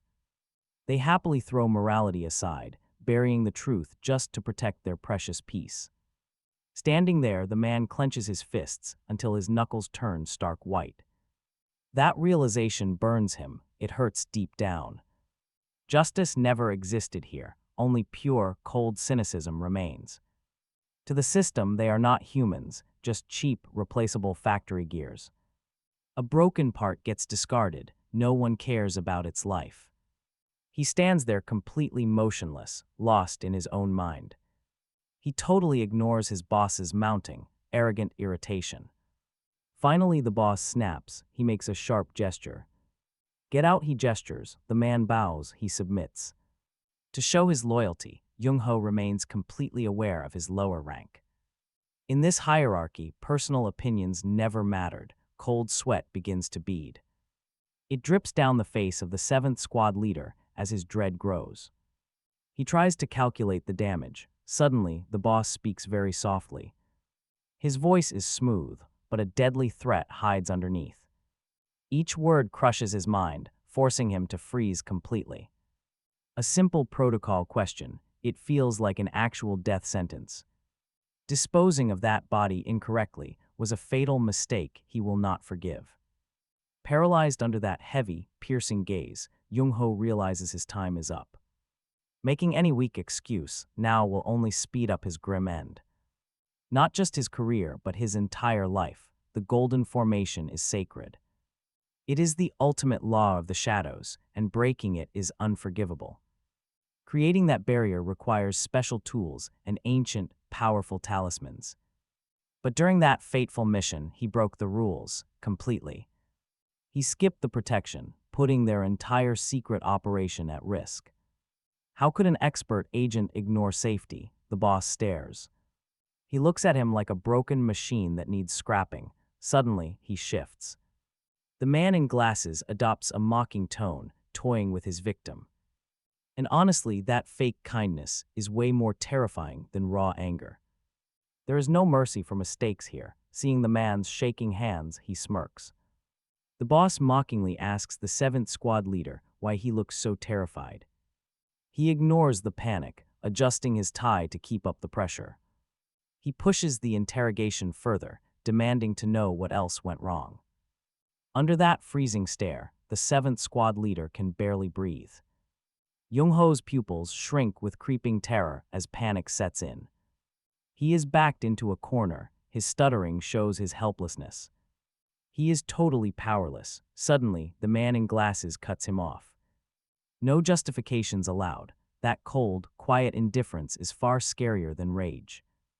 No screaming fits, just a cold hand patting his shoulder. Watch closely because this is where the psychological torture begins. He brings up his long, stagnant years stuck at the very bottom. A brutal reminder of his low rank, hitting him right where it hurts.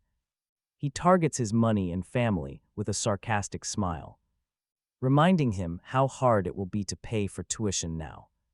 His small salary simply will not cover it, absolute, crushing power. He points out he has no children of his own, casting a cold, cynical shadow. The boss demands fast career growth, pushing him to climb the ladder immediately.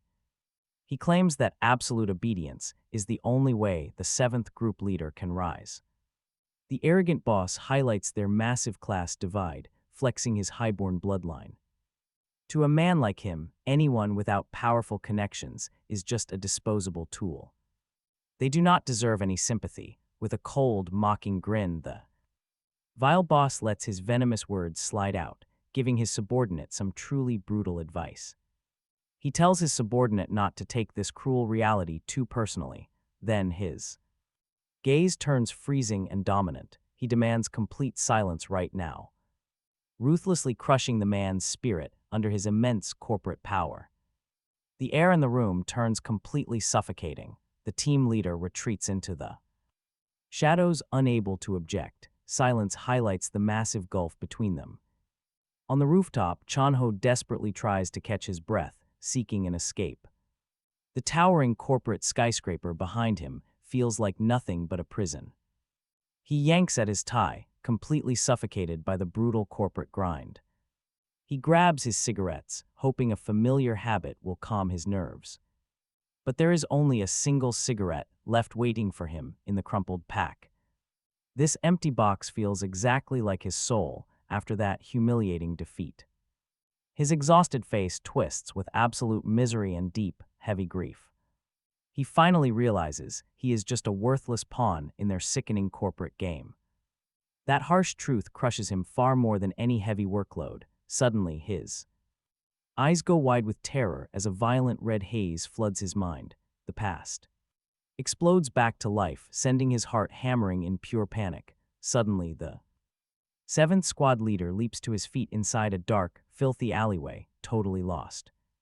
He has absolutely no idea how he got here, especially in full tactical mercenary gear. Dark flashbacks of brutal nighttime skirmishes and chains torment his soul. He grips his temples in agony, trying to separate reality from a waking nightmare. But right here in this cold, concrete alley, a horrific tragedy unfolds. He freezes in sheer shock, watching a fellow mercenary desperate to save a dying ally. Comrade, his trembling gaze falls directly on the fresh, heavily blood-soaked injuries. Bandages, a quiet whisper slips out as the sheer severity of this nightmare pierces his soul like an icy knife, signaling an unavoidable, tragic loss. The commander screams desperately at Yusen, begging for some kind of answer. His hands shake wildly, desperately trying to keep Mahang alive as his breathing fades. Desperate cries for help ring out through the narrow alley, demanding a medic. The call is their absolute last hope, but precious time is rapidly slipping away. Everything is stained in deep crimson. Shattered by grief, the girl whispers her dying friend's name, begging him to stay awake as darkness slowly closes in. The fighter fades, leaving nothing but an empty shell under his heavy tactical vest. Jong-ho screams in sheer rage and panic, refusing to accept this tragic defeat. He demands action, blind to how strangely one of his own men has frozen in place. The tension peaks as some fight to save their friend, while others struggle to comprehend the sheer scale of this devastating disaster. Through the heavy sighs and broken whispers, a stunning, corrupt proposal is made. They must keep quiet about Park Jong-nam's student, forcing the leader to spin around. The past begins to surface. Jung-ho stares intently at the mercenary's face, sensing something amiss as the tense atmosphere threatens to expose old secrets. He struggles to hold onto his composure, recalling the day he recruited Yusong, knowing even then how exceptional she truly was. But that very memory now fuels the absolute chaos in his mind. Unable to hold back her tears, Yusong finally realizes the horrific scale. Her intuition is the squad's only real shield in this nightmare. Gazing at his broken comrade, Jung-ho knows her gut feeling saved them. When their standard tactics failed, the senior officers completely, now frozen in place, the commander stares into the dark with a heavy heart, wondering if the others are still breathing out there. He doubts every decision he has made.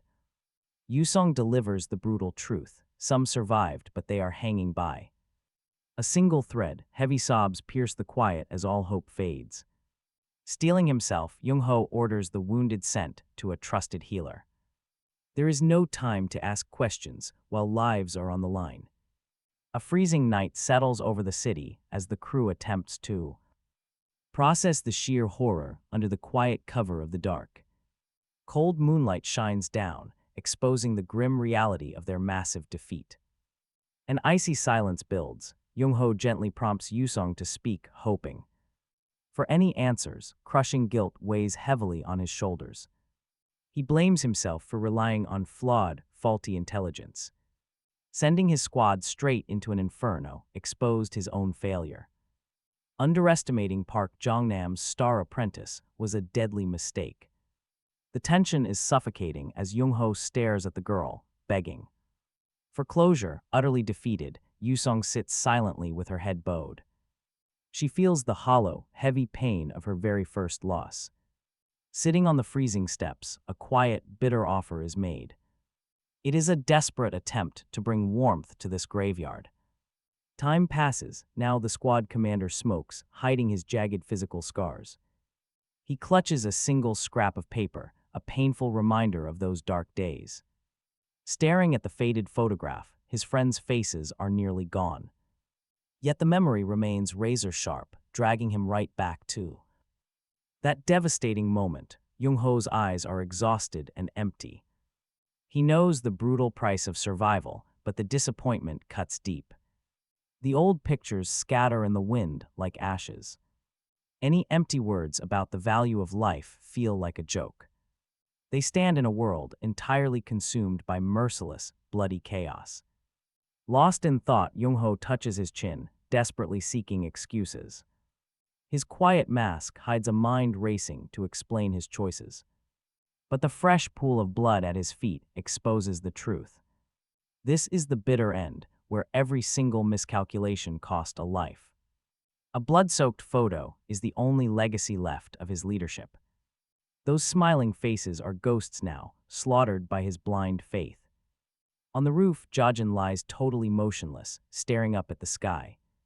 Across the sky, right now, the world feels vast and peaceful, masking the shadow of coming chaos. The heavenly demon's deep crimson eyes gleam with a peculiar look. This is more than fatigue, it is a clear warning of change. He looks perfectly calm, but a fierce resolve is brewing inside. Suddenly, a quest window flares with an eerie glow. That 80% progress makes the air feel heavy. Everything is moving way too fast. A sudden racket startles him. Someone has just violently thrown open the rooftop door, completely cutting off his interaction with the system. From down below, his teacher calls out his name with genuine concern. The man has no clue that his student is no longer some ordinary kid, or that their entire world is on the edge of sheer madness, leaping up. Yajin struggles to mask his panic. This everyday bickering will soon turn into screams of absolute terror. Looking completely drained, Park Jong-nam scolds the teen for showing up late, instantly assuming he got into some mess again. He keeps a sharp eye on the kid, offering nothing but an awkward laugh. Violent memories of yesterday's brutal fight flash through his mind, though. He forces himself to play the relaxed student. The air grows tense. The veteran teacher senses that the kid is hiding something major, making Yajin scramble to change the topic before his dark secrets leak out at the worst time, out of nowhere. The young man's voice drops as he starts asking about some incredibly weird topics. His movements turn sharp, and his eyes lock in with a deadly serious, frightening intensity. Yajin straight up asks if real killers are lurking around. These parts, a faint red spark glints in his eyes, revealing the chaos he is desperately trying to bury. Totally missing how heavy the question is, his teacher starts explaining, mentioning a group of elite government agents whom ordinary folks call shadows. Connecting the dots, the young man realizes that his opponent from yesterday was actually a highly trained elite officer. He sinks deep into thought, analyzing this power, yet instead of showing fear, the boy exhibits a chilling curiosity, asking where he can hunt down more targets. The instructor is absolutely floored by his boldness and cannot fathom why he would even care. Feeling that something is deeply wrong, Park Jong-nam has zero clue that a real assassin is already hunting the heavenly demon down, preparing to strike. Suddenly, the teacher goes into a full panic. Terrified by his student's bizarre state, he shouts out, desperately trying to learn if the kid got hurt in some recent street fight, but as the mentor demands answers, the teen completely tunes him out. He just stands there, frozen in his own world, staring directly at the bizarre system window before his eyes. Scanning the glowing pink interface, the heir's eyes lock onto the progress bar, which is currently stuck at 80%, teasing some kind of locked potential. His look grows intense, completely captivated by the message. He entirely ignores the teacher next to him. Visions of the fierce opponents from yesterday rush through the boy's mind. It dawns on him that those martial artists were just the starting point of a much larger storm. Instead of feeling afraid, a grin creeps across Yajin's face. He is suddenly gripped by a wild, terrifying rush of excitement and curiosity about the immense power waiting beyond the ordinary world. Sizing up his growing abilities, he starts calculating his next move. One thing is absolutely certain: more powerful enemies are heading his way, and he cannot wait to break them. Secrets of the highest martial arts rank surface in Gajin's memory as he compares the facts, trying to calculate the strength of those hunting him. But the young man's thoughts are cut short by a stranger's presence. He knows even masters of demonic arts cannot hide their power from him.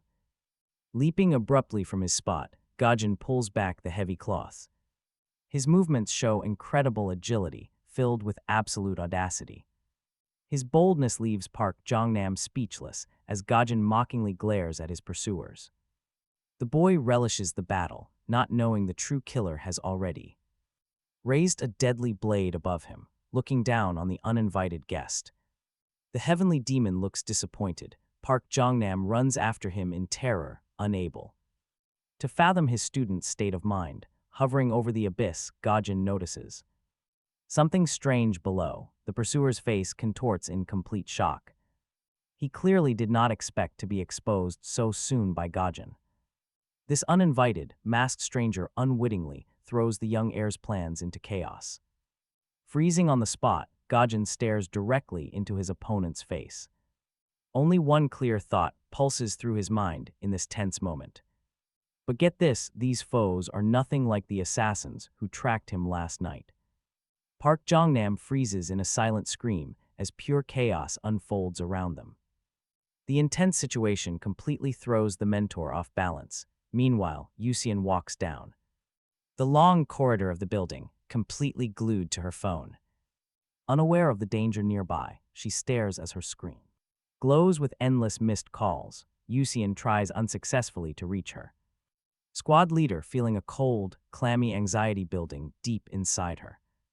Their situation is critical, Answer me, Yusian thinks as her trembling fingers type. Another message, her gaze full of sorrow. Quiet footsteps echo nearby.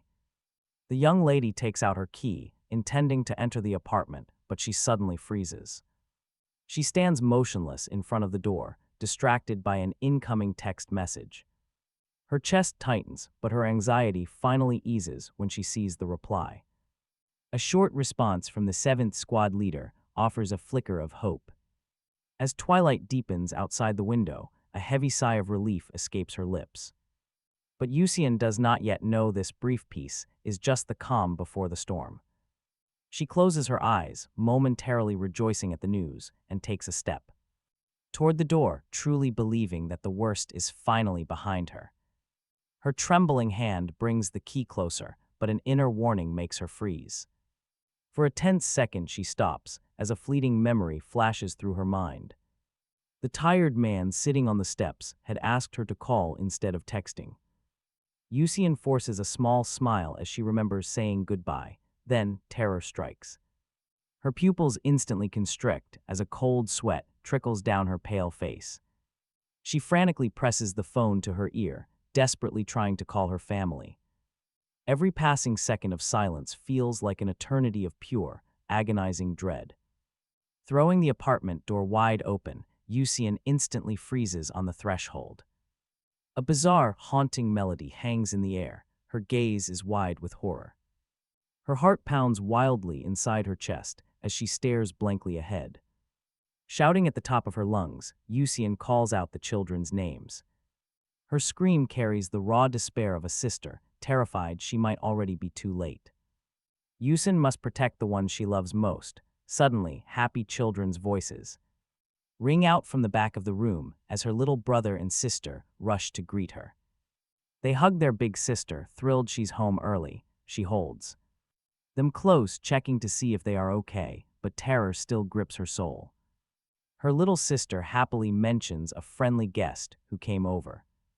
With a load of candy, Yusian peers toward the back of the room, where a strange figure sits in the dark. Fighting down her rising panic, Yusian gently tells the kids to go grab some ice cream she has to get them out of the house immediately. Before things take a deadly turn, the children quickly run off.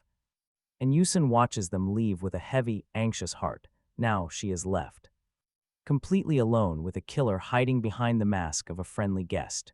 With absolute dread, she stares into the darkness. Her eyes are wide with terror and panic. It's an absolute nightmare. Some sinister force is lurking there, pretending to be harmless. Looking toward the kitchen, Yusian suddenly freezes. A silent man sits in the doorway, staring straight at her. Yusian's eyes fill with pure shock. She peers into the gloom, trying to read the dangerous force hidden inside. Knowing she is in deep trouble, the intruder sits in the kitchen threshold, completely covered by darkness. His cold stare is locked right onto her, offering nothing but pure malice. Turning back, the 7th Squad member tenses up. This uninvited guest at the table watches her every move, filling her with absolute dread. Instinctively, Yusian reaches down for her trusty blade. She knows a brutal fight is coming, and she has to be ready for war. Suddenly, a massive blast rocks the house, and Yusian bolts toward the door.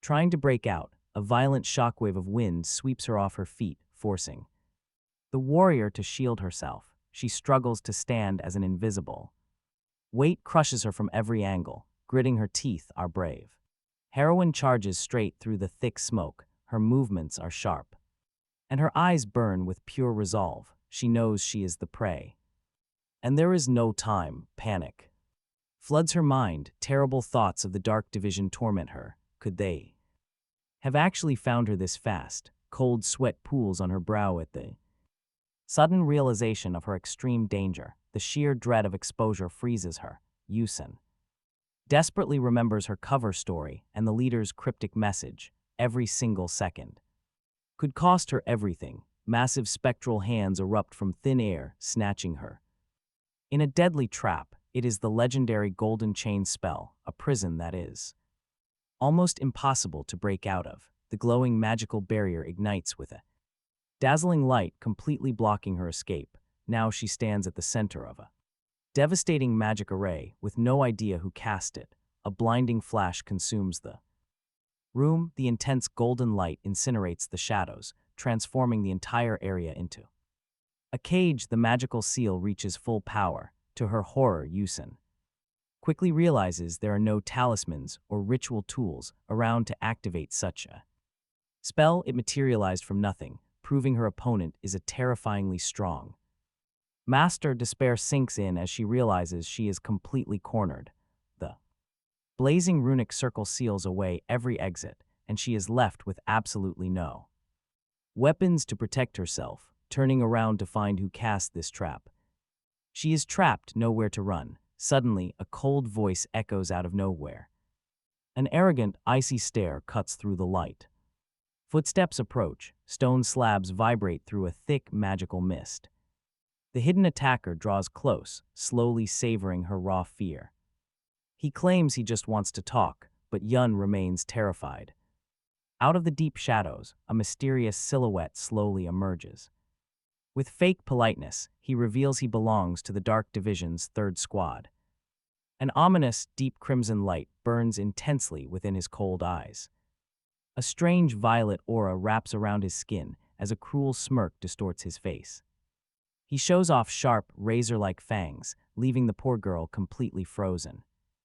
To think that an elite commander would come for her personally, the danger is extreme. This danger is off the charts. He lazily twirls a sinister, curved blade. And get this, that cruel smirk never fades as his sick game begins. Every single word is a threat. Escape is completely impossible under So Juho's relentless gaze. His eyes are as cold and relentless as the magical barrier itself. Yes, the elite commander has arrived in person, leaving the girl completely frozen in shock. He wants answers, specifically about the events of the previous evening. According to the documents, the mercenary's younger brother was left brutally crippled. He lost his arm and his sanity. Hearing this, Yusin's eyes widen in absolute horror. The realization that this man is related to the ruthless squad leader paralyses her. A swift slash breaks the silence. Blood splatters onto her clothes. This blood confirms that So Juho is dead serious about his intentions. Glaring down, the terrifying leader tightly clenches his blood-stained knife. There is no turning back now, and his cold gaze holds absolutely zero pity for her. He is driven entirely by a relentless thirst for bloody revenge. With blood on his cheek, he warns her that nothing escapes the Dark Division. He demands to know everything. Meanwhile, the poor girl's eyes fill with tears. She is drowning in despair. Deep down, she knows her time has run out. No escape, So Juho's eyes flare up with an intense crimson fire. He wants to reconstruct that day, but unfamiliar voices suddenly interrupt their talk. Outside, the merciless mercenary continues to loom over his trembling victim. His cold blade glints as he slowly studies the raw fear in her eyes. Her life is entirely in his hands, but wait, unexpected footsteps approach. Sudden footsteps echo in the corridor, halting his twisted interrogation. With a maniacal grin, the young man roughly drags the captive away. He finally caught his target. His icy gaze never wavers. Yusin chokes on her tears, fully realizing that absolutely no mercy is coming. He points directly at her, coldly commanding her to follow him. His crimson eyes glow with dark triumph. This guy fears absolutely no one. The sun slowly sets, painting the sky in bloody crimson. The sky demon assesses the scene, completely ignoring his captive's frantic plays. He has finally arrived at the right place, and absolutely nothing will stop his vengeance. But right as he prepares to act, a powerful magical trap suddenly springs shut. A golden chain with 8 locks wraps around them, warping space. They are trapped. The captured agent freezes in pure terror. He asked about the trap, praying he had misheard, as paralyzing fear gripped him. Inside, Yajin simply narrowed his eyes, staring closely.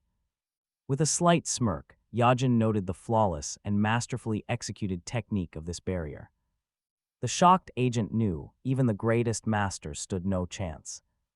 No master could ever detect this formation, and his mind simply refused to accept it. Feverishly, the helpless captive tried to reason with himself. He reasoned that even the legendary Lord Damro would not be able to sense this lock. How could an ordinary youngster unravel their elite defense so easily? The captive's eyes widened in horror as the terrifying scale of the situation finally hit him. Now watch, because everything completely spiraled the moment the boy made his move. The moment he touched the barrier, space itself began cracking apart under his truly monstrous pressure. It seemed reality itself could not withstand his sheer will. The agent's face contorted, letting out a wild, mad scream. It was one thing to build a legendary barrier, but seeing it crushed was another. He was going to destroy it with his bare hands. Deep cracks spread, blinding everyone with a sudden, brilliant light. The boy's devastating blow was aimed directly at the heart of this prison's magic structure. He knew the filthy truth of those wearing righteous masks. Seeing their rotten, filthy insides, he had absolutely no intention of showing them any mercy. A furious snarl locked onto the young apprentice's face as he concentrated all his raw energy. The last line of defense crumbled to pieces, finally clearing their way. Dragging the captive down the stairs, the young man urged him forward. He urged him forward, completely ignoring his frantic, panicked pleas to turn back. Though the agent insisted, Jiajin remained completely unfazed. Frantic shouts of "close it" echoed behind him, but his goal was too close to stop. He had no intention of backing down. Suddenly, a stranger appeared. The guy froze in the hallway, coldly sizing up what looked like a truly pitiful opponent. His cold eyes showed only a readiness to eliminate this obstacle. Terrified, the girl stared at the uninvited guest, unable to comprehend how he got inside. How did he bypass security? Her trembling voice betrayed her fear. With a calm smile, the young man grabbed Yusin by the hand, completely ignoring the stranger. His polite tone was a total lie, masking a dark thirst for answers. The sky demon watched her with concern as she suddenly came to a complete halt. Clutching her leg, her face contorted in absolute agony. Pressing her hand against her leg, a deep, nasty wound began bleeding heavily through her pants. She shivered as tears rolled down her face, but he ignored her. He bluntly ordered her to stop whining and just keep moving. Assuring her the wound was not fatal, he forcefully urged her to keep going. Suddenly, a man interrupted them, grabbing Yusin sharply by the arm with force.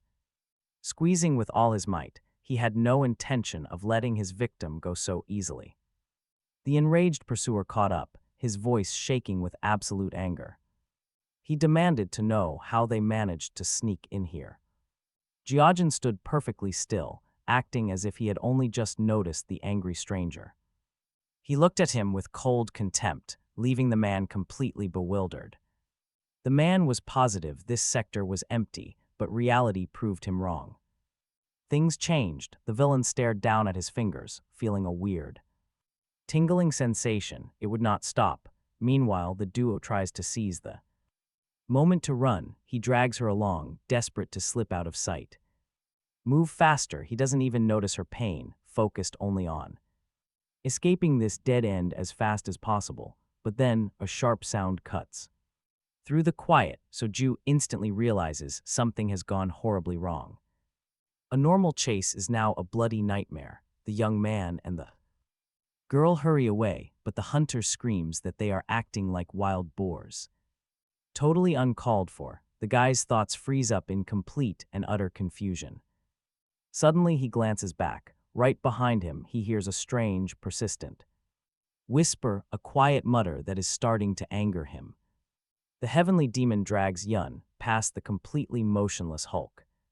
But a freezing voice from the doorway stops them cold, forcing the boy to turn around. He tries to explain, but the man's tone is deadly cold. His menacing, predatory look bodes absolutely no good.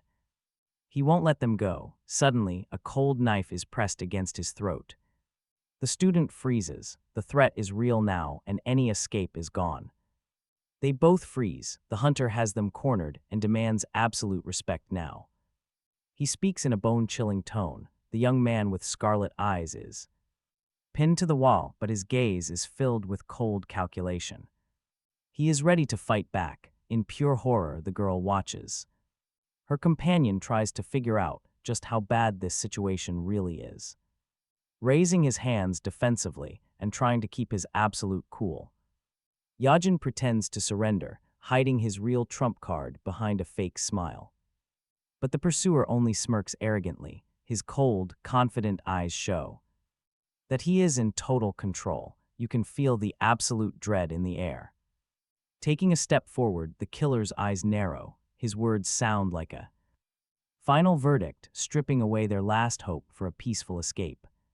He demands the absolute truth about what happened to his little brother. The air turns freezing cold, transforming this hallway into a potential crime scene. Shivering in place, the girl feels his deadly stare lock onto her. She knows that one wrong move or lie right now will be their end. Memories flash through Yust's mind. She remembers everything, but she cannot betray the guy to this madman. His twisted grin makes him look like a monster. Her fists clench so hard her knuckles turn white, trying to stay silent. She only admits that the information was fake and they were set up. Lowering her head in despair, the girl does not dare to look up at the terrifying leader of the third squad. A heavy, oppressive silence hangs in the air as she speaks, her voice completely full of guilt. A cold shiver runs through her body as her hands clench tightly. She remembers that evening clearly, the tension, the cards, the mahjong table. Meanwhile, Soju listens closely to the report. Tension quickly fills the room. As the talk turns to the seventh group's total failure yesterday. Standing before him, shaking with fear, Yoon reports on the sudden ambush that put their entire unit's lives on the line, right at that moment. While Essen reports, the Sky Demon sits there, clearly bored out of his mind. He simply does not care. As for the attackers, their identities are unknown.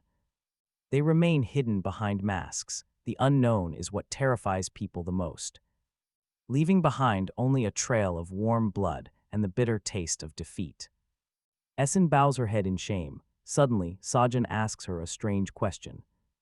Does she know the primary rule taught to all recruits? Then, a sudden blow. A heavy fist to the stomach catches her completely off guard. Brutal teaching. This cruel lesson is etched deep into her memory, a painful reality check. Agony pierces her body as a cold command echoes nearby. Always stay vigilant. A single moment of weakness here is basically a direct invitation to death. Grip tightening on his blade, the cold-blooded leader warns her to be on guard. Sajin's freezing gaze cuts right through her, no escape from his cold eyes. His harsh voice sounds like a final death sentence. Blood spatters her vision. The squad leader reminds her of her own partner's shocking, backstabbing betrayal. Her entire world crumbles into a hollow void of pure pain and emptiness. Essen collapses with a cry of despair. Crimson blood pools across the floor. His hand never wavers on the weapon. A freezing aura radiates from him. Sajin orders the bleeding woman to control her breathing. It sounds like mockery. Tears slowly roll down her face, mixing with the dark blood on the floor. Fear paralyses her mind, stripping away any last desperate hope she has of fleeing. Essen sees only a black abyss in his eyes, absolutely no mercy there. Sajin's cold gaze is filled with disgust for her weakness. Do not tremble. Each word stings worse than a whip. Suddenly, a terrified scream echoes nearby. The horrific shout shatters the silence. The killer freezes in sudden anticipation. A heavy question hangs in the air. Seriously, who is crazy enough to step in? The attacker whips his head toward the stunned witnesses, watching the violence unfold. But a sharp voice cuts in, telling him he is looking at the wrong crowd. The overwhelming pressure of this new aura makes Essen's heart race in panic. Who is this guy? The silent question freezes instantly in the killer's eyes. The steady footsteps of the teacher coming to help echo hollowly down the corridor. The trap has officially snapped shut. There is no turning back from here. Fuming with rage, Sajin cannot fathom who would dare to interfere now. Gritting his teeth, he watches his perfect plan fall apart before his eyes. The greatest sword of Chaim takes a step forward, remembering his ancient vows. Vows he swore when he left his native school behind forever, long ago. Sajin curses himself for letting an upstart distract him from the real threat. The teacher had firmly resolved to leave the bloody martial arts world behind. He wanted a normal life, but destiny, it seems, has far darker plans. Now he must face it again. The Skywolf's gaze turns ice cold. There is no fear in his eyes, only a fierce determination to protect. Showing total contempt for the assassin, the teacher's calm is deeply unnerving. This silence is far more terrifying than any loud, aggressive battle stance. Suddenly, the chilling truth hits the assassin. His deadly blade begins to spin. He recognizes the unmistakable stance of that legendary master from the ancient stories. The living myth is right here. The golden memory of his power returns.